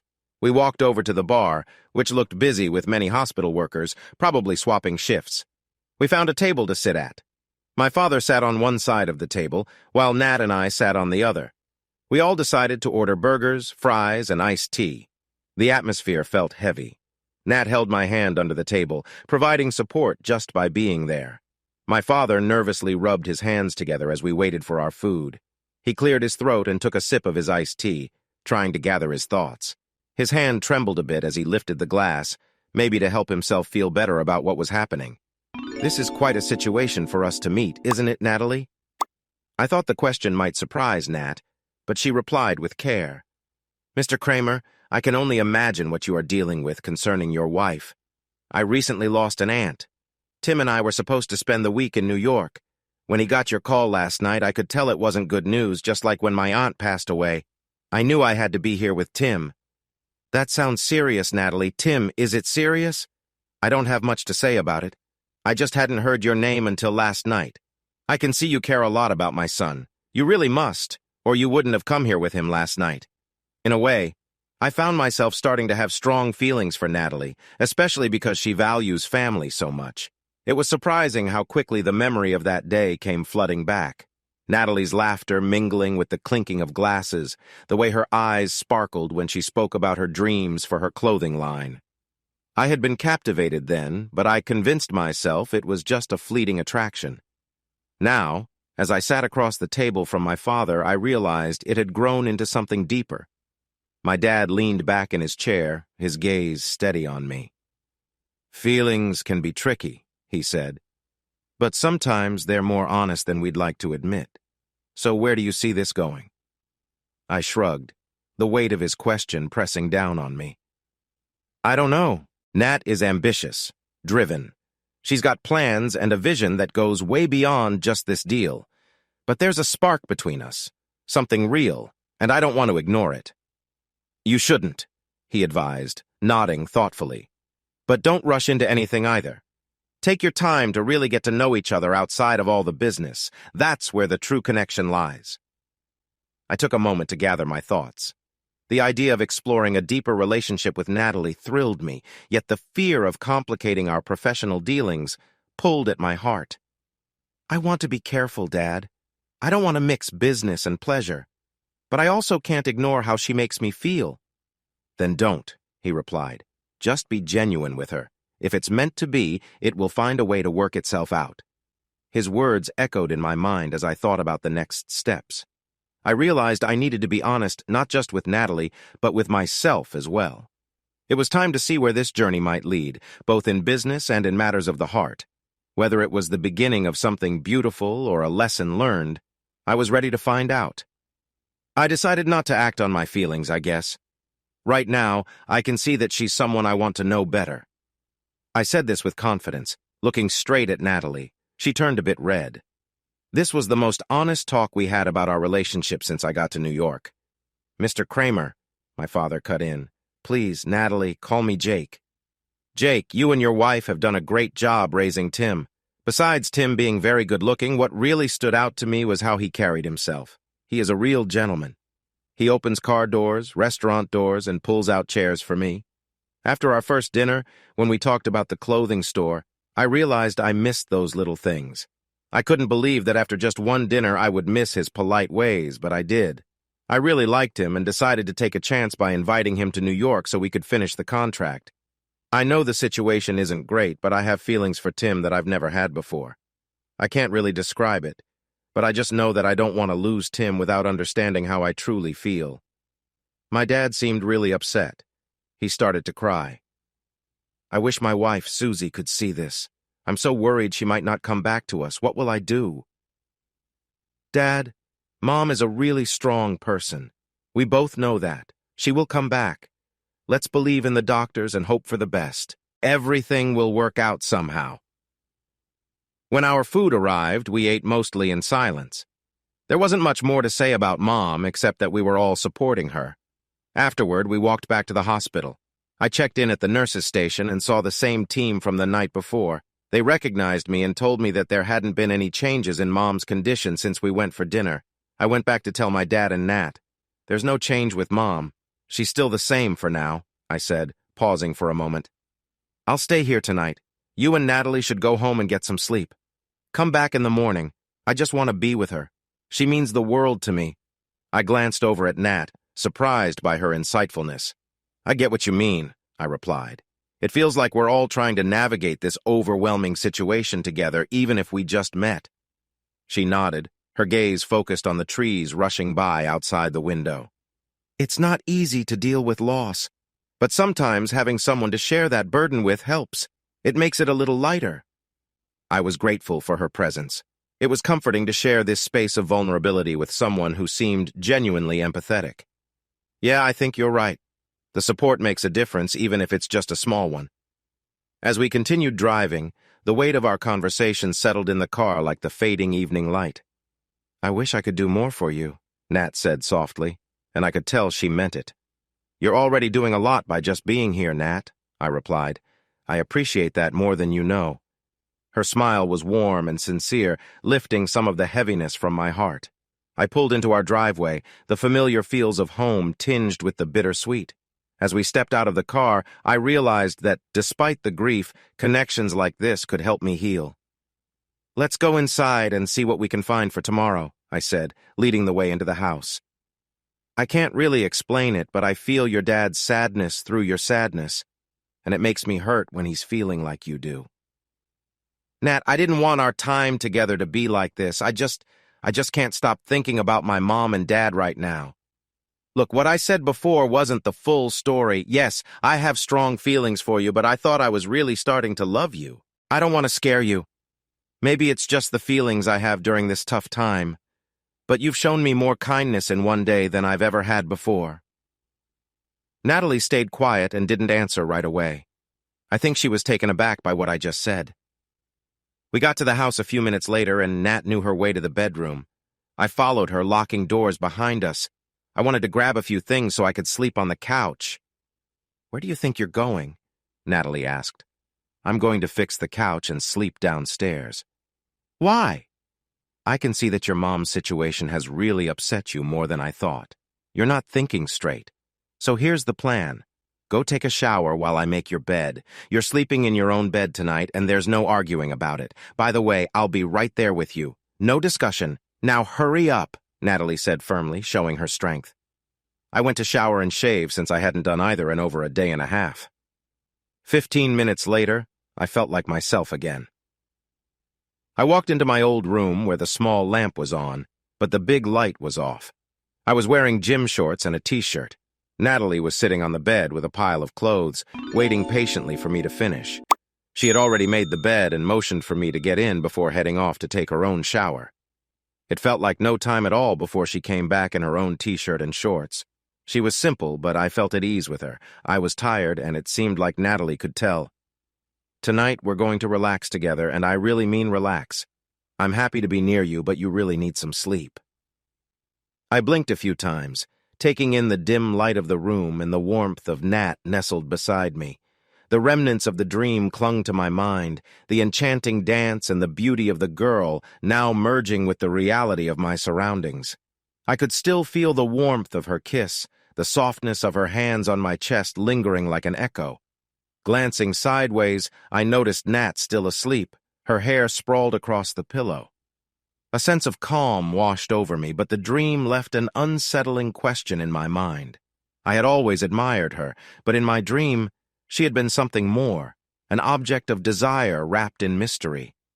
I couldn't shake off the feeling that my subconscious was hinting at something deeper between us. I shifted slightly, careful not to wake her, and closed my eyes again, hoping to return to the realm of dreams. But instead, thoughts of our friendship flooded my mind. We had shared countless laughs, moments of vulnerability, and adventures together. Could I risk changing that with an unspoken desire? Just then, I felt Nat stir beside me, her eyes fluttering open. She stretched and yawned, pulling the covers up to her chin. "Morning," she mumbled, her voice thick with sleep. "Morning," I replied, forcing a nonchalant smile, masking the whirlwind of thoughts swirling inside. Her eyes sparkled with a hint of mischief. "Did you have any dreams? Or did you just sleep like a rock?" Just some random stuff," I said, trying to keep my tone light. "Nothing to write home about." She raised an eyebrow, clearly not buying it. "Come on, you can tell me. I won't tell anyone. Besides," she smirked, "I'm dying to know if I made an appearance." A surge of heat rushed to my cheeks. Would it be crazy to tell her about my dream, that the girl dancing in veils had looked just like her? I hesitated, caught between the truth and the safety of our friendship. But in the haze of morning, the urge to be honest flickered inside me. "Actually, you did," I said slowly, gauging her reaction. Her eyes widened, amusement dancing across her face. "Oh, really? Do tell?" I swallowed hard, the weight of her anticipation crashing over me. You were the star of the show, dancing. It was different." Nat's laughter filled the room, bright and infectious. "Different in a good way, I hope?" Before I could answer, a wave of daring surged inside me. "In a very good way. You were captivating." She blushed slightly and looked away, a shy smile creeping across her lips. "Wow, now I'm curious about what the rest of it was like." "Maybe one day I'll share the whole story," I replied, my heart racing. The moment hung in the air, a delicate balance between our friendship and something that could be much more. It was hard not to notice her close to me, with her arm resting on my chest and her leg lying on my thigh. I woke up fully, but tried to remain still so I wouldn't wake Natalie. However, she moved a bit. Nat stretched and leaned in to give me a sweet morning kiss. "Good morning, darling. I love being close to you. Let's go check on your mom." I felt happy, knowing that spending time with Nat would be nice. "I'll tell my dad we're on our way. Let me grab a few things for him." I pulled out some fresh jeans and a clean shirt from my suitcase, while Natalie looked for something to wear in her own bag. I went to the bathroom to change. We met in the hallway, both dressed. I had picked up some clothes for my dad while Nat rushed through getting ready. She came out looking bright and full of energy, which made me feel even more tired after everything that had happened in the last day or so. "Let's grab breakfast on the way to the hospital, just like yesterday. There's a nice spot your dad showed me. Plus, their coffee isn't bad," she suggested. I quickly agreed. We got into the car, and I followed Nat's directions to the diner. We ordered a breakfast like the one we had yesterday, adding some fruit to share and a muffin for later. After the long day we had, we weren't sure when we would get to eat again. We reached the hospital a little after 7 in the morning. I knew my dad must have been really tired. I quietly walked into the room and saw him asleep in the chair next to the bed, holding my mom's hand. It was a really sweet moment. Nat was right behind me. That sounds like a thoughtful idea. Sometimes a change of scenery can make a big difference, especially if someone has been in one place for a while. Eating breakfast in the hall can provide a nice break and a chance to enjoy a different atmosphere. Plus, it gives your father a moment to refresh and relax away from the usual surroundings. "How did it go? Did you enjoy the breakfast together?" I gently woke him up from his sleep. He looked at me and seemed to realize where he was and why I was there. He glanced at my mother with a question in his eyes. I shrugged, not knowing any more than he did. I nodded for him to come outside the room so we could talk. Once we were in the hallway, Nat had set out food and coffee on a makeshift table made from chairs. He thanked her while I went to check with the nurses' station, hoping to hear about the shift change. I found Kathy, the same nurse from last night. She said there was not much change in my mother's condition, but her vital signs were getting better. Her heartbeat was stronger, her breathing was more regular, and her blood pressure was steady. I was grateful for her update and told her so. I returned to the table to share the news about my mother's condition. "She's stable and getting better," I said simply, without sharing too much. We continued to finish our breakfast. While Nat and I were cleaning up, Dr. Frederick showed up. He adjusted his glasses like he did yesterday, but this time he greeted us with a smile. "I believe your wife Susie is making some progress, Mr. Cramer. Her health signs have improved, which is great news. It's still early to make any final judgments, but I'm happy with how she's doing after the surgery." He ended with a comforting smile. I felt a bit better after hearing his words. This might have been the first bit of good news in 2 days. I hoped this was true for my mother and father, too. Since my father hadn't said anything, I asked, "Thank you, doctor. Is there anything we can do right now? Or should we just wait and see?" In situations like this, the body goes into a healing mode to help itself recover. It needs some time to settle down, so when it wakes up, it won't be in distress anymore, or the reason for the distress will be gone. I wish I could give you a clear time frame, but I can't. I'm really sorry. The hospital has your contact details, so why don't you go home and let us take care of your mother? There's not much you can do for her right now. I promise we will call you as soon as there are any updates. Please think about it. And then he left. I looked at Nat and then at my dad. Nat seemed hopeful, while my dad looked tired. I felt blank and helpless. Nat took charge. "Come on, everyone. Let's take care of you so you can be ready for her when the time comes. Let me drive you home so you can get some rest." The room was thick with an unspoken tension, the kind that hangs heavily in the air during long, restless nights. My father's sigh seemed to echo through the silence, each breath a reminder of the weight we were all carrying. I could see the way he leaned slightly forward in his chair, his fingers nervously drumming on the armrest, a habitual motion that betrayed his anxiety. "Are you sure? You don't have to do this alone," I offered, wanting to take some of that burden off his shoulders.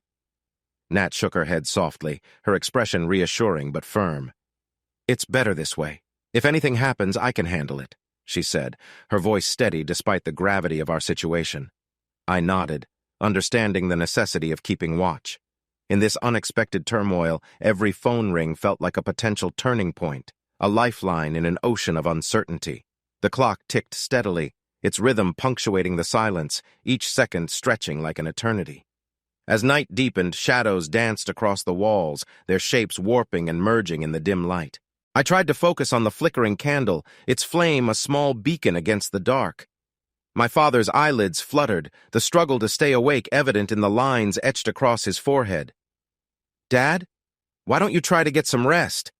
I can wake you if—" I began, but he cut me off with a wave of his hand. "No, I need to be here, just in case." His voice was thick with emotion, a mixture of fear and determination. I could see the worry etched deep within his features, a reflection of the toll this whole ordeal had taken on him. With a resigned sigh, I settled back in my chair, trying to shake off the weariness that threatened to envelop me too. Nat pulled out her phone, scrolling through the contacts, her face illuminated by the screen's glow. "Have you heard from anyone?" I asked after a moment, fearing the answer. She shook her head, her eyes still focused on the device. "Not in hours. But they know to call. They will." As the minutes dragged on, the silence felt heavy, punctured only by the occasional creak of the old house settling around us. Each sound heightened my awareness, and I couldn't help but jump at every rustle outside. Finally, just when it felt like time itself had conspired against us, the phone rang, shattering the stillness. My heart raced as I glanced at Nat, who shot up from her chair, steadying herself before answering. "Hello?" I held my breath, sensing that whatever was said next would shift the ground beneath us. We each said goodbye to Mom in our own way. When we got home, Dad went straight to his room. I figured he wanted to take a shower and get ready, so I gave him some space. I wanted to spend a moment alone with Nat. "Nat, I really want to thank you for being here with me. It means a lot to me. I truly appreciate it. If you ever feel like you need to go home, I totally understand. This has been so much more than what anyone thought a first date would be," I said with a smile, trying to lighten the mood a bit. "Tim, let me help you understand my feelings. I'm here because I want to be here. I can see how much you care about your family, and I think that deserves support from a friend. Right now, I see myself as that friend," Nat said. I wanted to say something, but she raised her hand, showing she wanted to continue. "Life is special. It's happening now, in this moment. What you told me last night about your feelings really made me sure of my own feelings. I want to be here for you for a long time. No one else matters to me as much as you and your family do right now. Call me whatever you want, but if you think I wouldn't want to be here with you, then you're wrong. Tim, I want you to know that I care about you a lot. Your pain is my pain. I can see the hurt your mom is going through, and I feel your dad's sadness too. When you are hurting, I feel it too. I can't explain why, but it makes me sad when everyone is hurting. I found it hard to express all of this. Nat, I might have seemed a bit unsure last night when I said I was falling for you. Natalie pulled back a bit, maybe worried about what I meant, but I held her close. I am in love with you. There's no doubt about it. But there's more. I love you, Natalie Goldman. It felt great to finally say that. Nat relaxed in my arms, feeling safe and comfortable. She leaned in and whispered, "If you ever pull away from me again, I'll find a way to keep you on track. It's lucky you're a good man, Tim Cramer, and I know that." Her teasing bite lingered in my mind, a playful reminder of the tenderness we shared despite the weight of our situation. I could see it in her eyes, too, the mixture of joy and sadness that mirrored my own. "Let's hold on to this," I whispered, brushing a strand of hair behind her ear. "Just for a moment longer." Outside, the world continued its routine, oblivious to the turmoil brewing within us. The sun hung low, casting long shadows that danced around us. But here, in this brief pocket of intimacy, everything felt illuminated. I could feel the warmth of her presence, grounding me, offering a sliver of solace amidst the chaos. "Do you think they understand?" she asked, her voice barely above a whisper. "Maybe, but that doesn't matter right now," I replied, pulling her closer. "We have each other, and that's enough." In that moment, the world faded away. The complexities of family and expectations fell to the background, replaced by a simple truth. We loved each other, and despite everything, that connection felt unbreakable.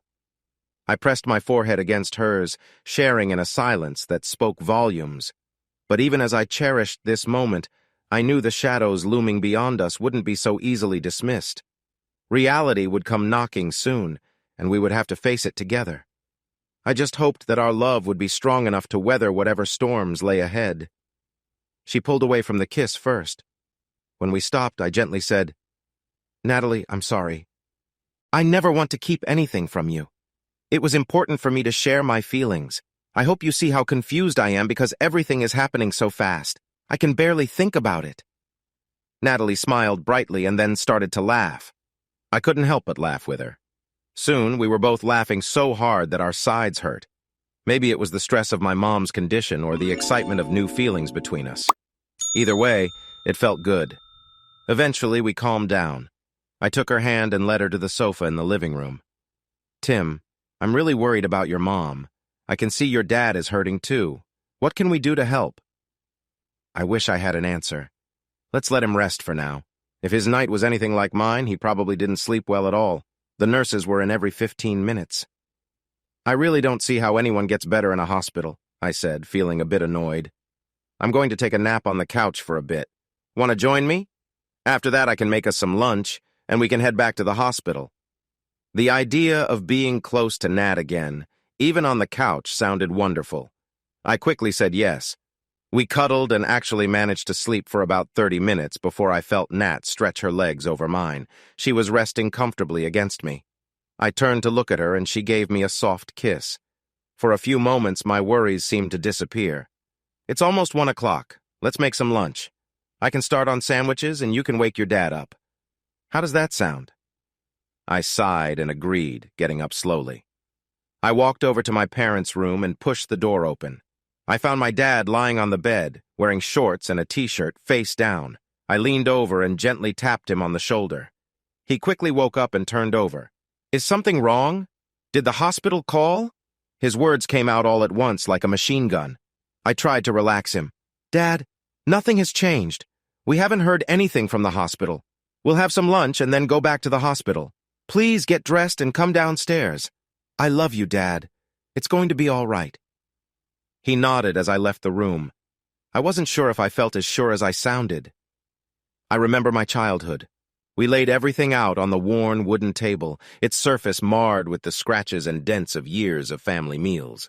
The aroma of freshly made sandwiches mingled with the earthy smell of the kitchen, a reminder of countless afternoons spent in this very room, sharing laughter and stories.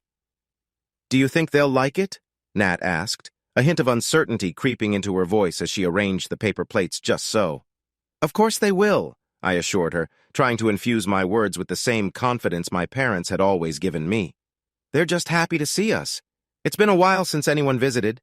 Nat smiled, albeit shyly, and I could see her hands still fidgeting with the edge of her shirt. I reached out, giving her a reassuring squeeze. Besides, this is a great way for you to meet them. They're going to love you. Let's hope so, she replied lightly. But I could tell the weight of it all hung heavily on her. The way she had been keeping her head slightly down, her eyes darting around, gave away her nerves. Moments later, the sound of my parents' car crunching along the gravel driveway brought a rush of anticipation. I felt the familiar flutter of anxiety, thinking of how they would react, how they'd welcome Nat into their world. As I glanced at Nat, I admired the way she straightened her posture, taking a deep breath as if bracing herself for a wave. Remember, I said softly, just be yourself. That's all they really want. They love you for who you are. Yeah, you're right, Nat replied, though I could sense the inner battle she faced. My parents stepped in through the back door, and I immediately felt the warmth of familiarity wrap around me. Hey, look who's here, Mom called out with her usual cheerfulness, her eyes lighting up as she spotted me. That same sparkle always made me feel like everything would be okay. Hi, I replied, my voice brightening as I turned to join them, pulling Nat along. Mom, Dad, this is Nat. We made some sandwiches. Hi, Nat. It's so nice to meet you, Mom said, stepping forward with her arms open for a welcoming hug. Nat hesitated for a heartbeat before stepping into the embrace, and I could see the initial wave of tension fade from her shoulders. Nice to meet you, Mrs. Thompson. Thank you for having me, Nat said politely, her voice steadying. Call me Diane, my mom replied with a smile, her demeanor warm and inviting. My dad stood back, watching with a grin, his hands resting casually in his pockets. Great to finally put a face to the name, he chimed in, giving her a nod. He talks about you all the time. Nat's smile widened, a mixture of relief and excitement breaking through. He does?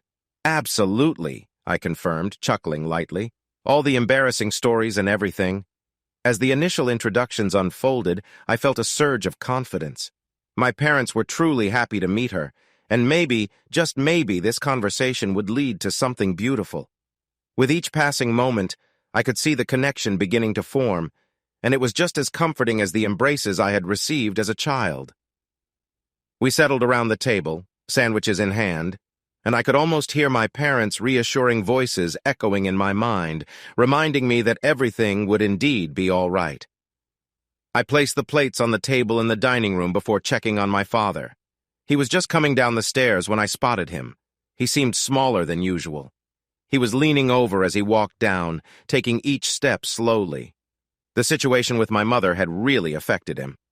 Come on, Nat made sandwiches. Everything is ready, I said as I helped him down the last few steps. We all sat at the dining room table in a sad mood. Nat had made ham and cheese sandwiches, and they tasted wonderful. Maybe it was her company that made us feel a bit better. I could never thank her enough for being here with us during this tough time. We ate lunch mostly in silence. It's hard to talk lightly when someone else is facing unknown challenges. When we finished eating, we all knew we needed to go back to the hospital. I started to clear the lunch dishes while Nat freshened up in the bathroom. My father went out on the deck. He probably wanted some fresh air. It was clear he had a bad habit. He hadn't quite stopped yet, but he was doing better since I was a kid. This was the first time I thought he might be smoking again. I knew it wasn't a good moment to remind him to quit. My father opened the sliding glass door and stepped back inside, closing it behind him. The smell of cigarettes was strong on him as he walked in. I gave him a sideways look. He probably noticed my disapproval but didn't seem to care. Are we going back to the hospital? I want to leave soon, he said, grabbing his wallet and keys from the table next to the door. I could feel his usual impatience and worry. Yes, let me just get Natalie and we'll go, I replied as I called up the stairs for her. I heard the toilet flush and then the sound of water running in the sink.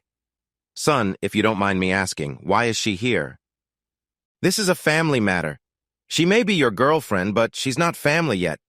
I don't mind her being here. She's been really nice. Clearly, she's someone special, but what is she to you? I didn't know it, but Natalie was at the top of the steps listening to my father ask his questions. It was clear and simple, laid out by my very straightforward dad. Dad, you know what? That might be the easiest question you've ever asked me. Before today, it was hard to explain how I felt about Natalie. Now it's easy. I love her, and I want to be with her for the rest of my life. Any more questions? I smiled like I had just made a big announcement. I nodded, my excitement mixed with a slight rush of nerves. Let me just grab my things, I replied, darting back into my room. As I rummaged through my backpack, I couldn't help but replay the conversation in my mind. My dad's words of encouragement felt weighty, and I wanted to make sure I lived up to them. Natalie leaned against the doorframe, her expression a blend of impatience and anticipation. You okay? You look a little tense, she said, her brow furrowing. Yeah, just, you know how it is, I said, forcing a smile as I zipped up my bag. Ready to be in a waiting room for who knows how long? Could be worse, she shrugged, a playful glint in her eye. At least we'll have each other's company, and snacks. I brought snacks. My stomach rumbled at the mention of food. All right, you're winning me over, I chuckled, grabbing my jacket and slinging the bag over my shoulder. As we made our way to the door, I caught my dad's gaze once more. He smiled gently, a look of pride that reminded me of the countless times he'd been there for my mother. I realized that whatever was waiting for us at the hospital, I didn't have to face it alone. With Natalie by my side, I felt a sense of determination settling within me. Let's do this, I said, taking Natalie's hand as we stepped outside into the cool breeze. The car ride felt shorter than it was, the chatter and laughter easing the tension that had built up over the past few days. When we arrived at the hospital, the fluorescent lights buzzed above us, and a sense of urgency permeated the atmosphere. We squeezed through the automatic doors and approached the reception desk, our hearts racing in sync.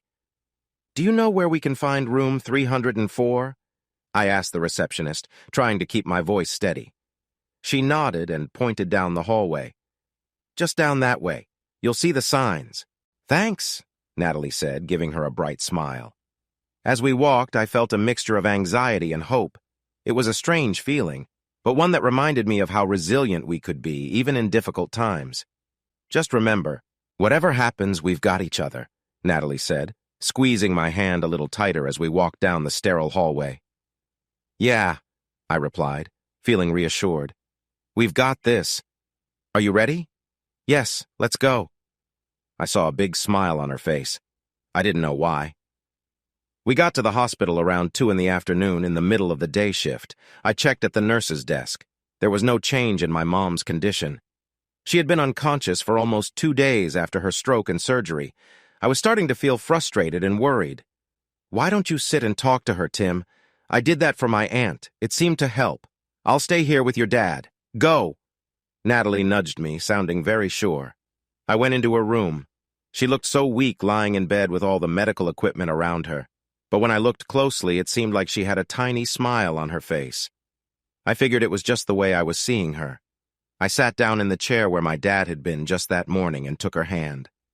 I imagined what my mom would say to me. I could hear her voice in my head. Mom, I love you so much. Please come back to us. It's not your time to leave us yet.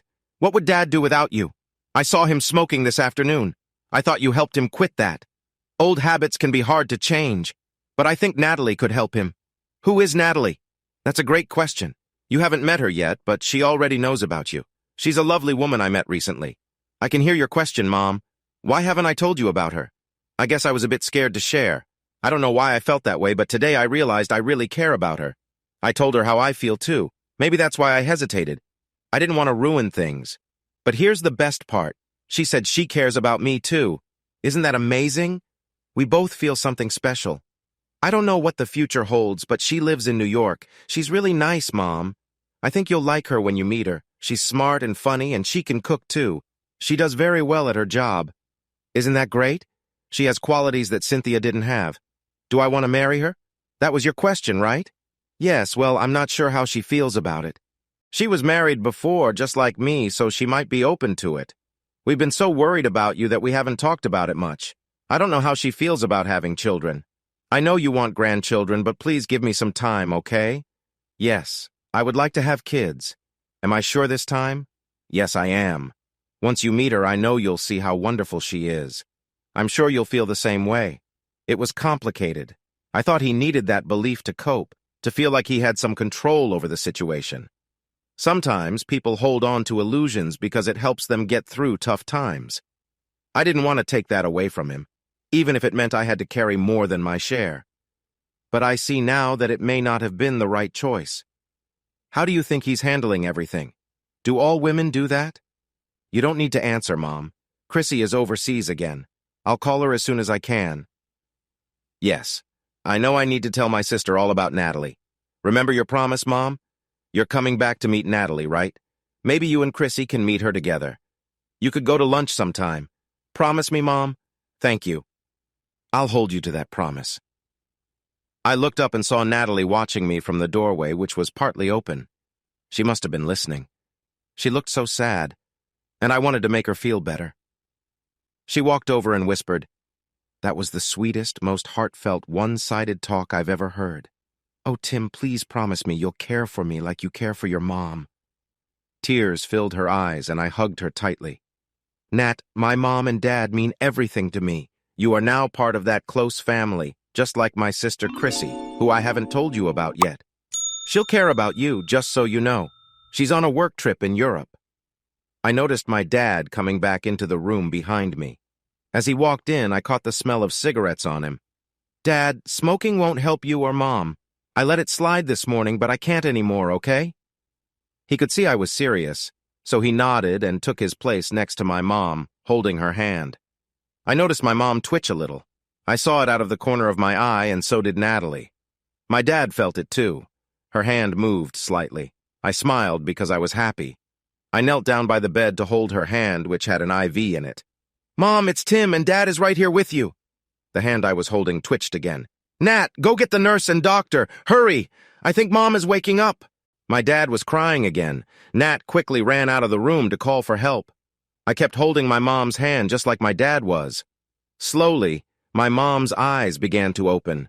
I had never felt so happy in my life. My father got up, eager to hug her. I signaled for him to be careful. Realizing this, he sat back down. My mother's eyes were almost fully open now. I could see she looked confused about everything that had happened. We would explain it to her later. I wanted to see if she knew who we were. "Mom, can you squeeze my right hand if you can feel me holding it?" She squeezed my hand very softly.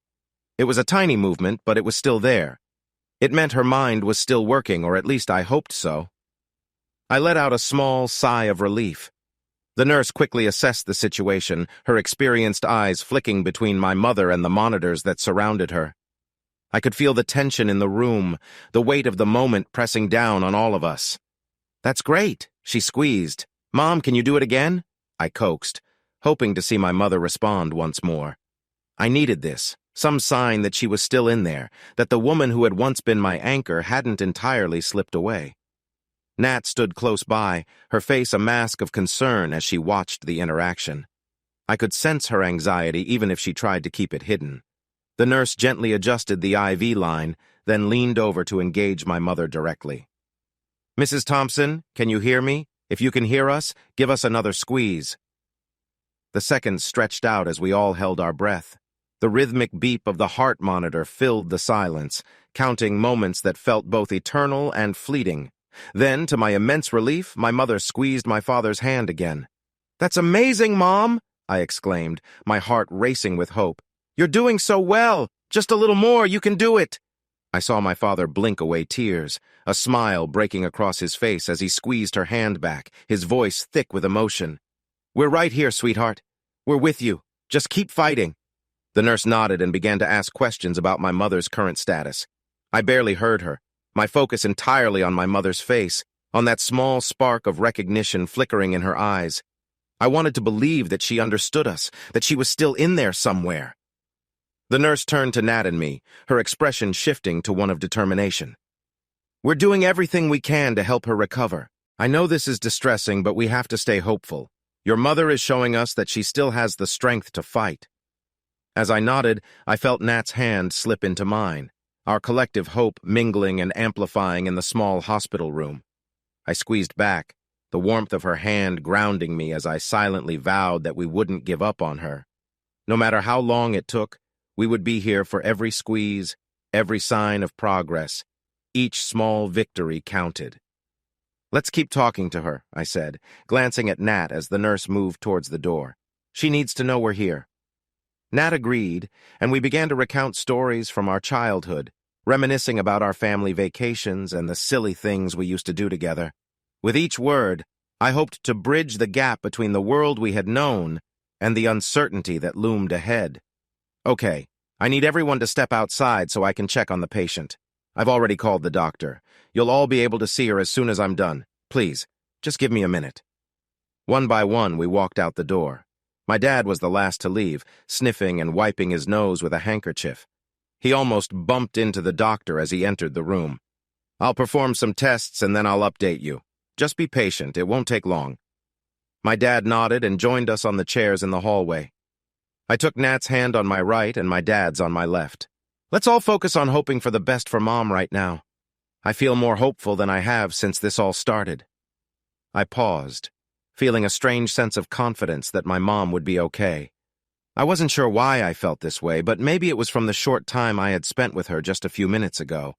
I felt like she couldn't hear me, but I could sense her feelings as I spoke. I drew strength from Nat and my dad. It was enough to help me face whatever the doctor might say after his checkup. Just then, the doctor came out. He looked calm but kind. I started to feel a bit worried until he smiled softly. That made me feel better. "Mr. Cramer, your wife is awake. Right now, she has some weakness on her right side. This is mostly in her right leg and a bit in her upper body. However, the tests show that she can get better after the stroke. She's very weak at the moment. With physical therapy and some time, she should be able to do normal things again." My dad quickly stood up and hugged the doctor, showing his thanks. I was surprised to see him so open with someone he had just met. "Can I see her, doctor?" he asked eagerly. "I need to see her." When the doctor agreed, my father looked as happy as a child who got extra time to watch his favorite show. It was clear to anyone that my father loved my mother very much. "Yes, but she needs to rest. I'm not giving her any medicine other than blood thinners to help prevent clots, but you all must let her rest. Please do me and your mother a favor and visit her, but don't disturb her too much. Tell her you love her and say your goodbyes quickly." We didn't need to be told more than once. My father went first to the room, followed by Nat. I stayed back to thank the doctor. "Tim, your mother is very weak on her right side. It will take a lot of time for her to get stronger. It sounds like she's facing a significant adjustment period ahead. Being in a wheelchair can be challenging both physically and emotionally, but with determination and the right support, she can navigate this phase. It's important for her to undergo rehabilitation to regain strength and mobility. Support from family, friends, and professionals will also play a crucial role in her recovery. Encouraging her to focus on small goals and celebrating progress, no matter how small, can help maintain a positive outlook. Adapting to life with any long-term effects will require patience, but many people find ways to thrive despite their challenges. How can I assist you further regarding her situation? I need you to tell your father about this slowly and gently. Right now, he can't handle all the details at once. He will need support from you and your wife, just like your mother does." I understood everything but decided not to correct him about calling Natalie my girlfriend. I wanted her to be my wife one day. I walked into the room. My father was sitting on my mother's left with Natalie holding her right hand. My mother looked clear-headed despite everything. That's just how she was, so strong.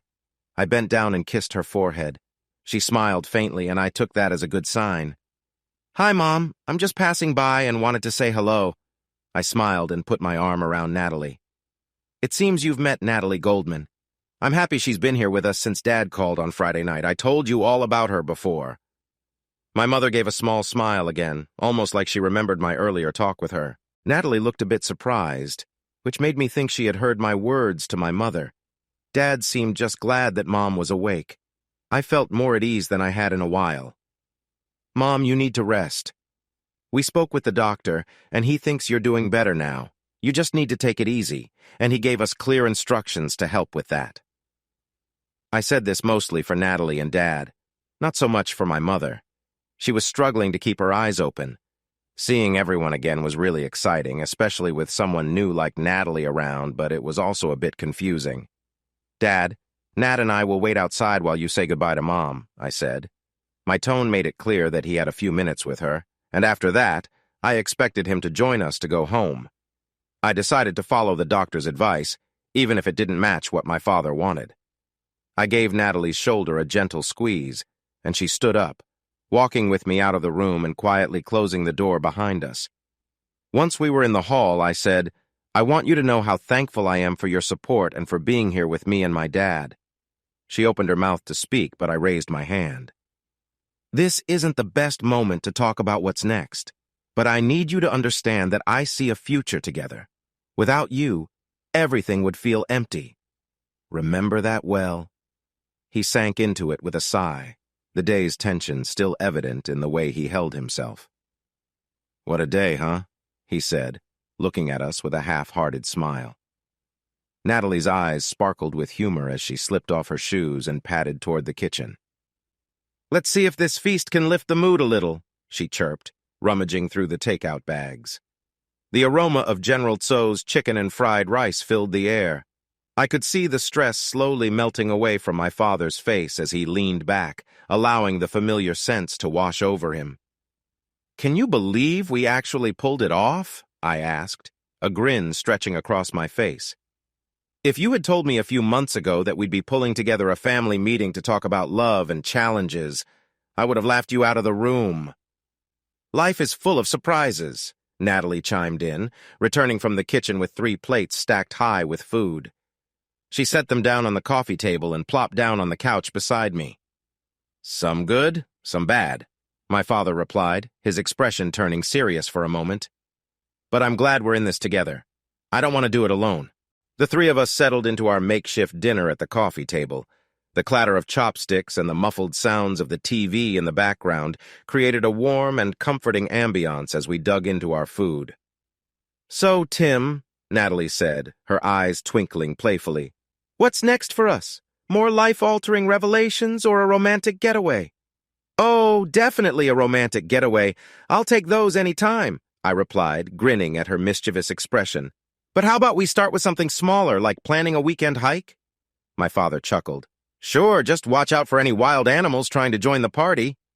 As laughter erupted around us, I felt the knot in my stomach finally begin to ease. We were creating our own little tribe, one built on love, humor, and maybe a little occasional chaos. And for now, that was more than enough. "Tim, can you make me a drink?" my father asked. I understood what he wanted. He liked his drink cold, filled with ice and mostly gin. Beefeater was his favorite, the good stuff, he asked, his voice steady but laced with an urgency that suggested he already suspected it wasn't good news. I took a deep breath, trying to steady the whirlwind of emotions swirling inside me. "He mentioned that Mom's condition is more serious than we thought. The treatments haven't been as effective as we had hoped." My father clenched his jaw, his eyes darkening with concern. "How serious are we talking?"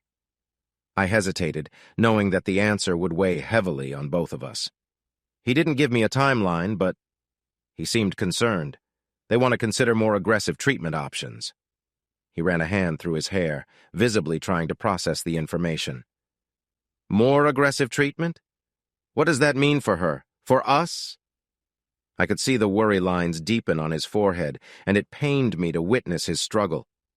"It might mean more hospital visits, side effects that could make her really uncomfortable. It's not an easy road." He sighed deeply, seeming to age before my eyes. "Your mother always said she'd fight this. She won't give up easily." "Yeah, I know. She's strong, but she'll need us now more than ever." Just then, the sound of the bathroom door creaking open interrupted our conversation. Nat stepped out, steam wafting behind her like a soft curtain. She looked at us, sensing the gravity in the room. "What's going on?" I exchanged a glance with my father, weighing whether to share the news in front of her. But the truth was, we were all in this together, and she deserved to know. "We were just talking about Mom's health." Nat's expression shifted. A mixture of concern and determination washed over her. "What did the doctor say?" I could feel my heart race as I prepared to tell her, knowing it would change everything for all of us. "Hey, try to relax. She is going to get better, just like the doctor said. It will take some time. This isn't like getting your tonsils out. Remember when I had my knee surgery? It took me almost 3 months before I could run again. It's going to be similar for her. Mom will be in a wheelchair for a bit until physical therapy helps her walk again. This isn't the end of everything. It just means some adjustments. Right now, she can't use her right leg at all. Actually, her right hand is pretty weak, too. That will get better over time, but it will take time. My dad nodded quietly, taking a sip of his drink. I heard the shower turn off. I finished my drink. Dad, I'm going to take a shower now. You should head to bed soon, too. I know it's early, but we all need to get some sleep. Plus, we have to leave early in the morning to get to the hospital for shift change. I want to hear the nurse's report from the night to see how Mom is doing. I poured the last of my drink down the sink. Good night, son. Thank you for being here. You know I care about you. Did you call your sister? Dad asked. I'll call her tomorrow. It's really late for her. Good night, Dad. I care about you, too. When I got to the bedroom, Natalie was already in her t-shirt, finishing her drink. I could smell her coconut shampoo. Seeing her in my old bed brought up a lot of feelings. I'm going to take a quick shower. I won't be long. Nat smiled at me. I wondered if she felt the same way I did. I wasn't sure. I felt strange with my dad downstairs. She was probably feeling even more out of place since everything was new for her. I tried to put it out of my mind. After my shower, I returned to the bedroom to find that Nat had turned down my side of the bed. I put my dirty clothes in the hamper in the closet. I saw that the sheets were pulled up as she sat up in bed. Nat turned off the light. A single candle was lit on the night table next to my side of the bed.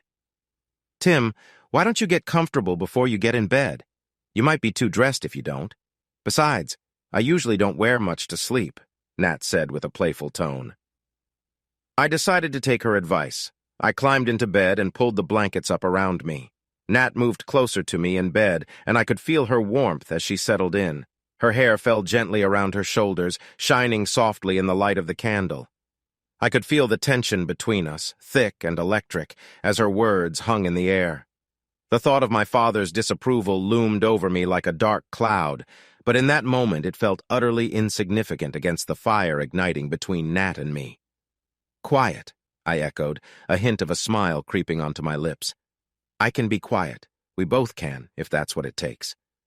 I brushed a stray hair behind her ear, my fingers grazing her skin, trailing down to her cheek. She leaned into my touch, her eyes sparkling with mischief and longing. I'll take it, she said, her voice barely above a whisper, and the way she said it sent a shiver down my spine. My heart raced as I closed the distance between us. Every muscle in my body ached with desire as I captured her lips with mine. Our kiss was soft at first, a tentative exploration of what lay ahead. But as her warmth enveloped me, it deepened, igniting a fire that threatened to consume us both. How long do we have? I managed to ask between kisses. Long enough, she replied, pulling me closer, her fingers intertwining with mine. Just be here with me. With those simple words, the world outside faded away. All that mattered was this moment, this electric connection. I lost myself in her, the warmth of our bodies pressed together, the way her breath hitched as I brushed my lips against her neck. The uncharted territory of my feelings swirled inside me, a heady mix of excitement and fear.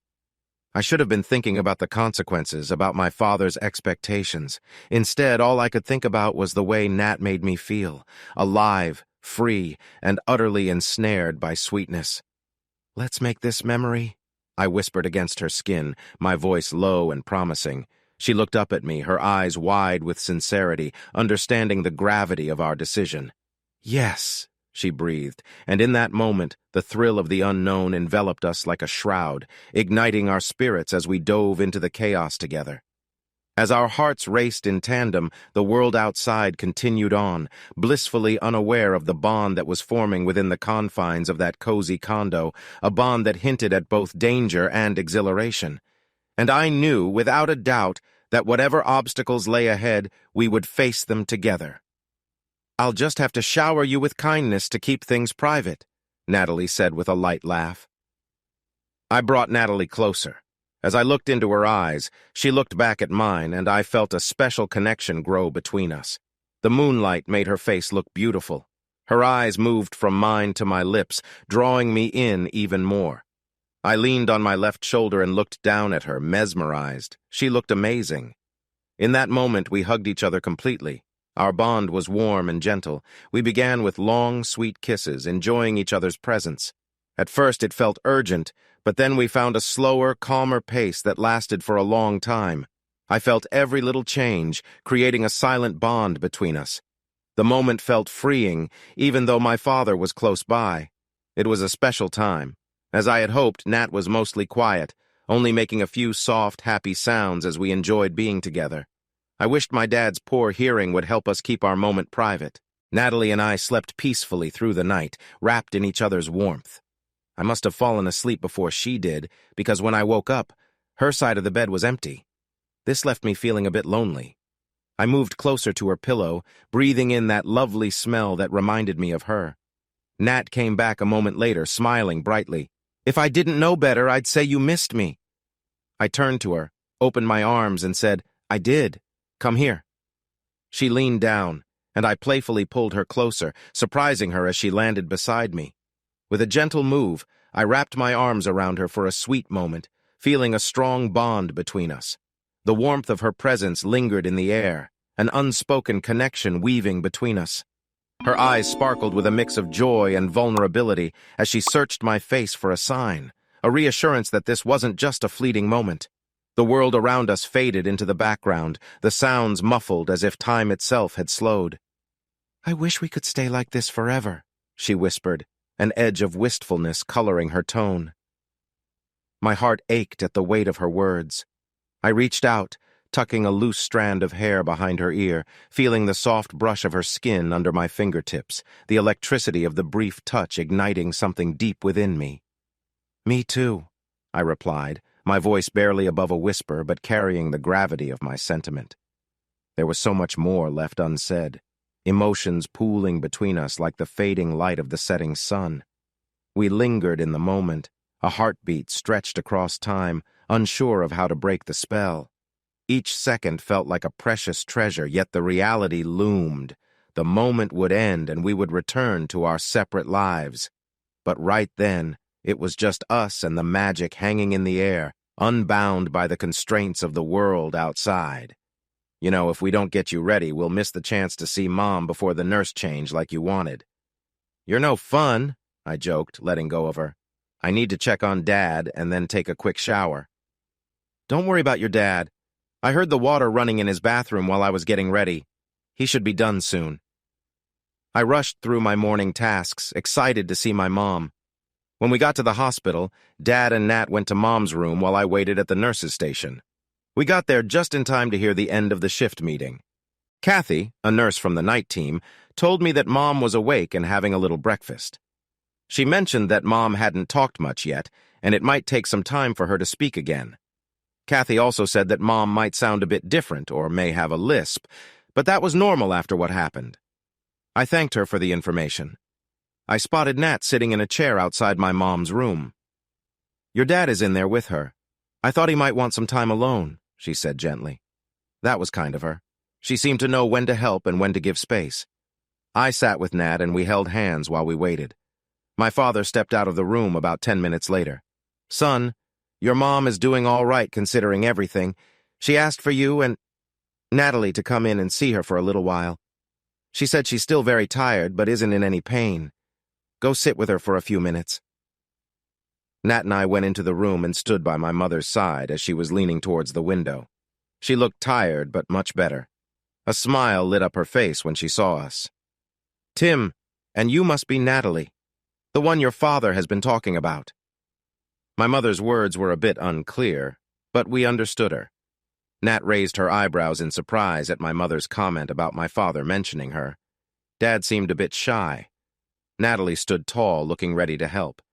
I felt like she already had my father's approval for being there for me. But my mother still needed to see that support. "Have you chosen a date yet?" my mother asked casually. Natalie looked surprised. I smiled to make things easier.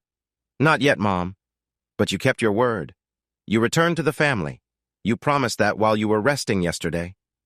I could see the gears turning in my mother's mind as she processed my promise. "So, you're saying you're considering asking her to marry you?" she asked slowly, raising an eyebrow. "Not yet," I replied, glancing at Natalie to gauge her reaction. She had a slight blush creeping up her cheeks, and her eyes were wide with surprise, maybe even a bit of fear. "But it's something we've talked about in a more abstract sense, you know? Our future, what we want out of life." My mother leaned closer, her curiosity palpable. "And how does Natalie feel about all of this? It's a huge step, sweetheart." I hesitated, wondering whether I should speak for her or let Natalie express her own feelings when she was ready. "I think she's on board. We've been together long enough to know we share the same values and dreams. At least that's how I see it." "You should definitely talk to her," my mother advised gently. "Make sure you're both on the same page. It can't be just assumptions, especially when it comes to something as important as marriage." "Yeah, I get that," I admitted, the weight of her words settling over me. I knew I had to approach the topic with Natalie delicately. I didn't want to overwhelm her, but I also wanted to make sure she understood how serious I was about our future. As I looked over at Natalie, who was still processing the conversation with my parents, I felt a rush of affection. I needed to clarify things with her, to make sure she felt comfortable and excited about the potential of us taking that leap together. "Hey, Nat," I said softly, trying to break the tension. "What do you think about everything we just talked about?" She met my gaze, and after a moment a smile broke through her initial surprise.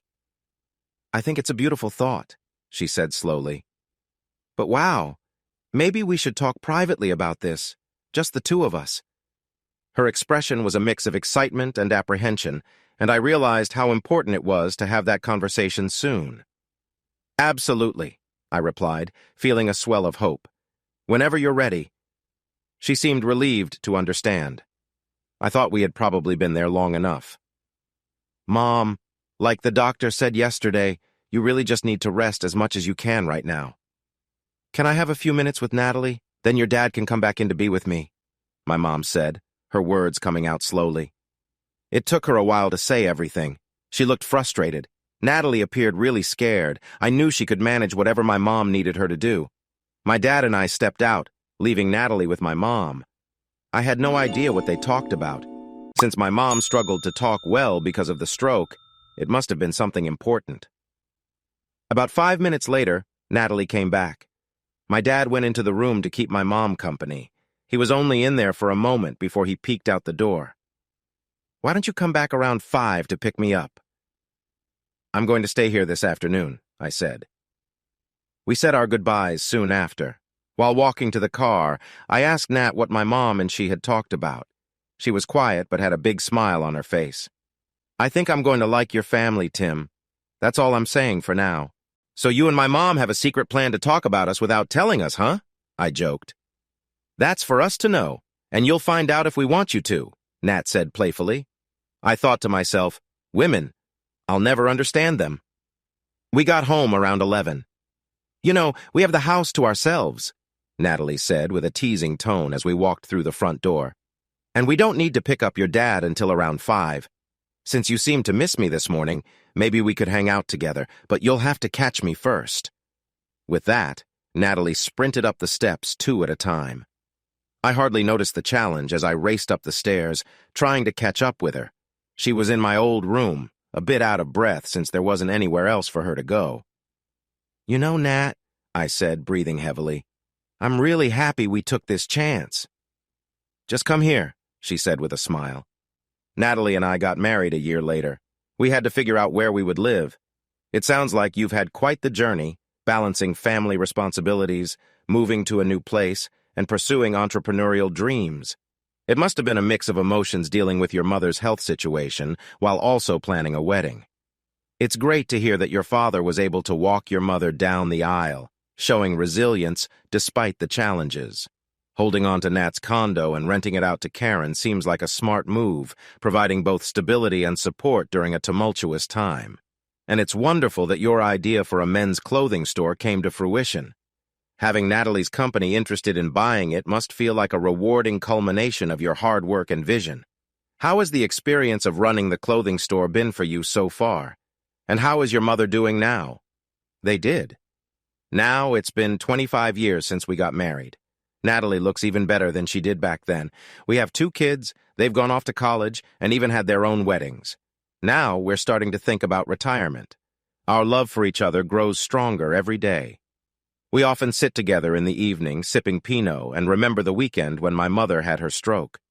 That moment changed everything for us, and we're thankful we took a chance. Natalie never told me what she talked about with my mother in the hospital. I've always wondered if they planned something together to keep my father at the hospital that afternoon. That gave Nat and me a chance to connect more deeply. I suppose it was just a feeling they had, knowing when to take a risk. I'm really glad we did. Hey, audience! If you liked this video and want to keep up with more thrilling stories, make sure to subscribe to Prince Cheating Tales and hit the notification bell. You don't want to miss out on our upcoming adventures. Thanks for watching, and we'll see you in the next wonderful story.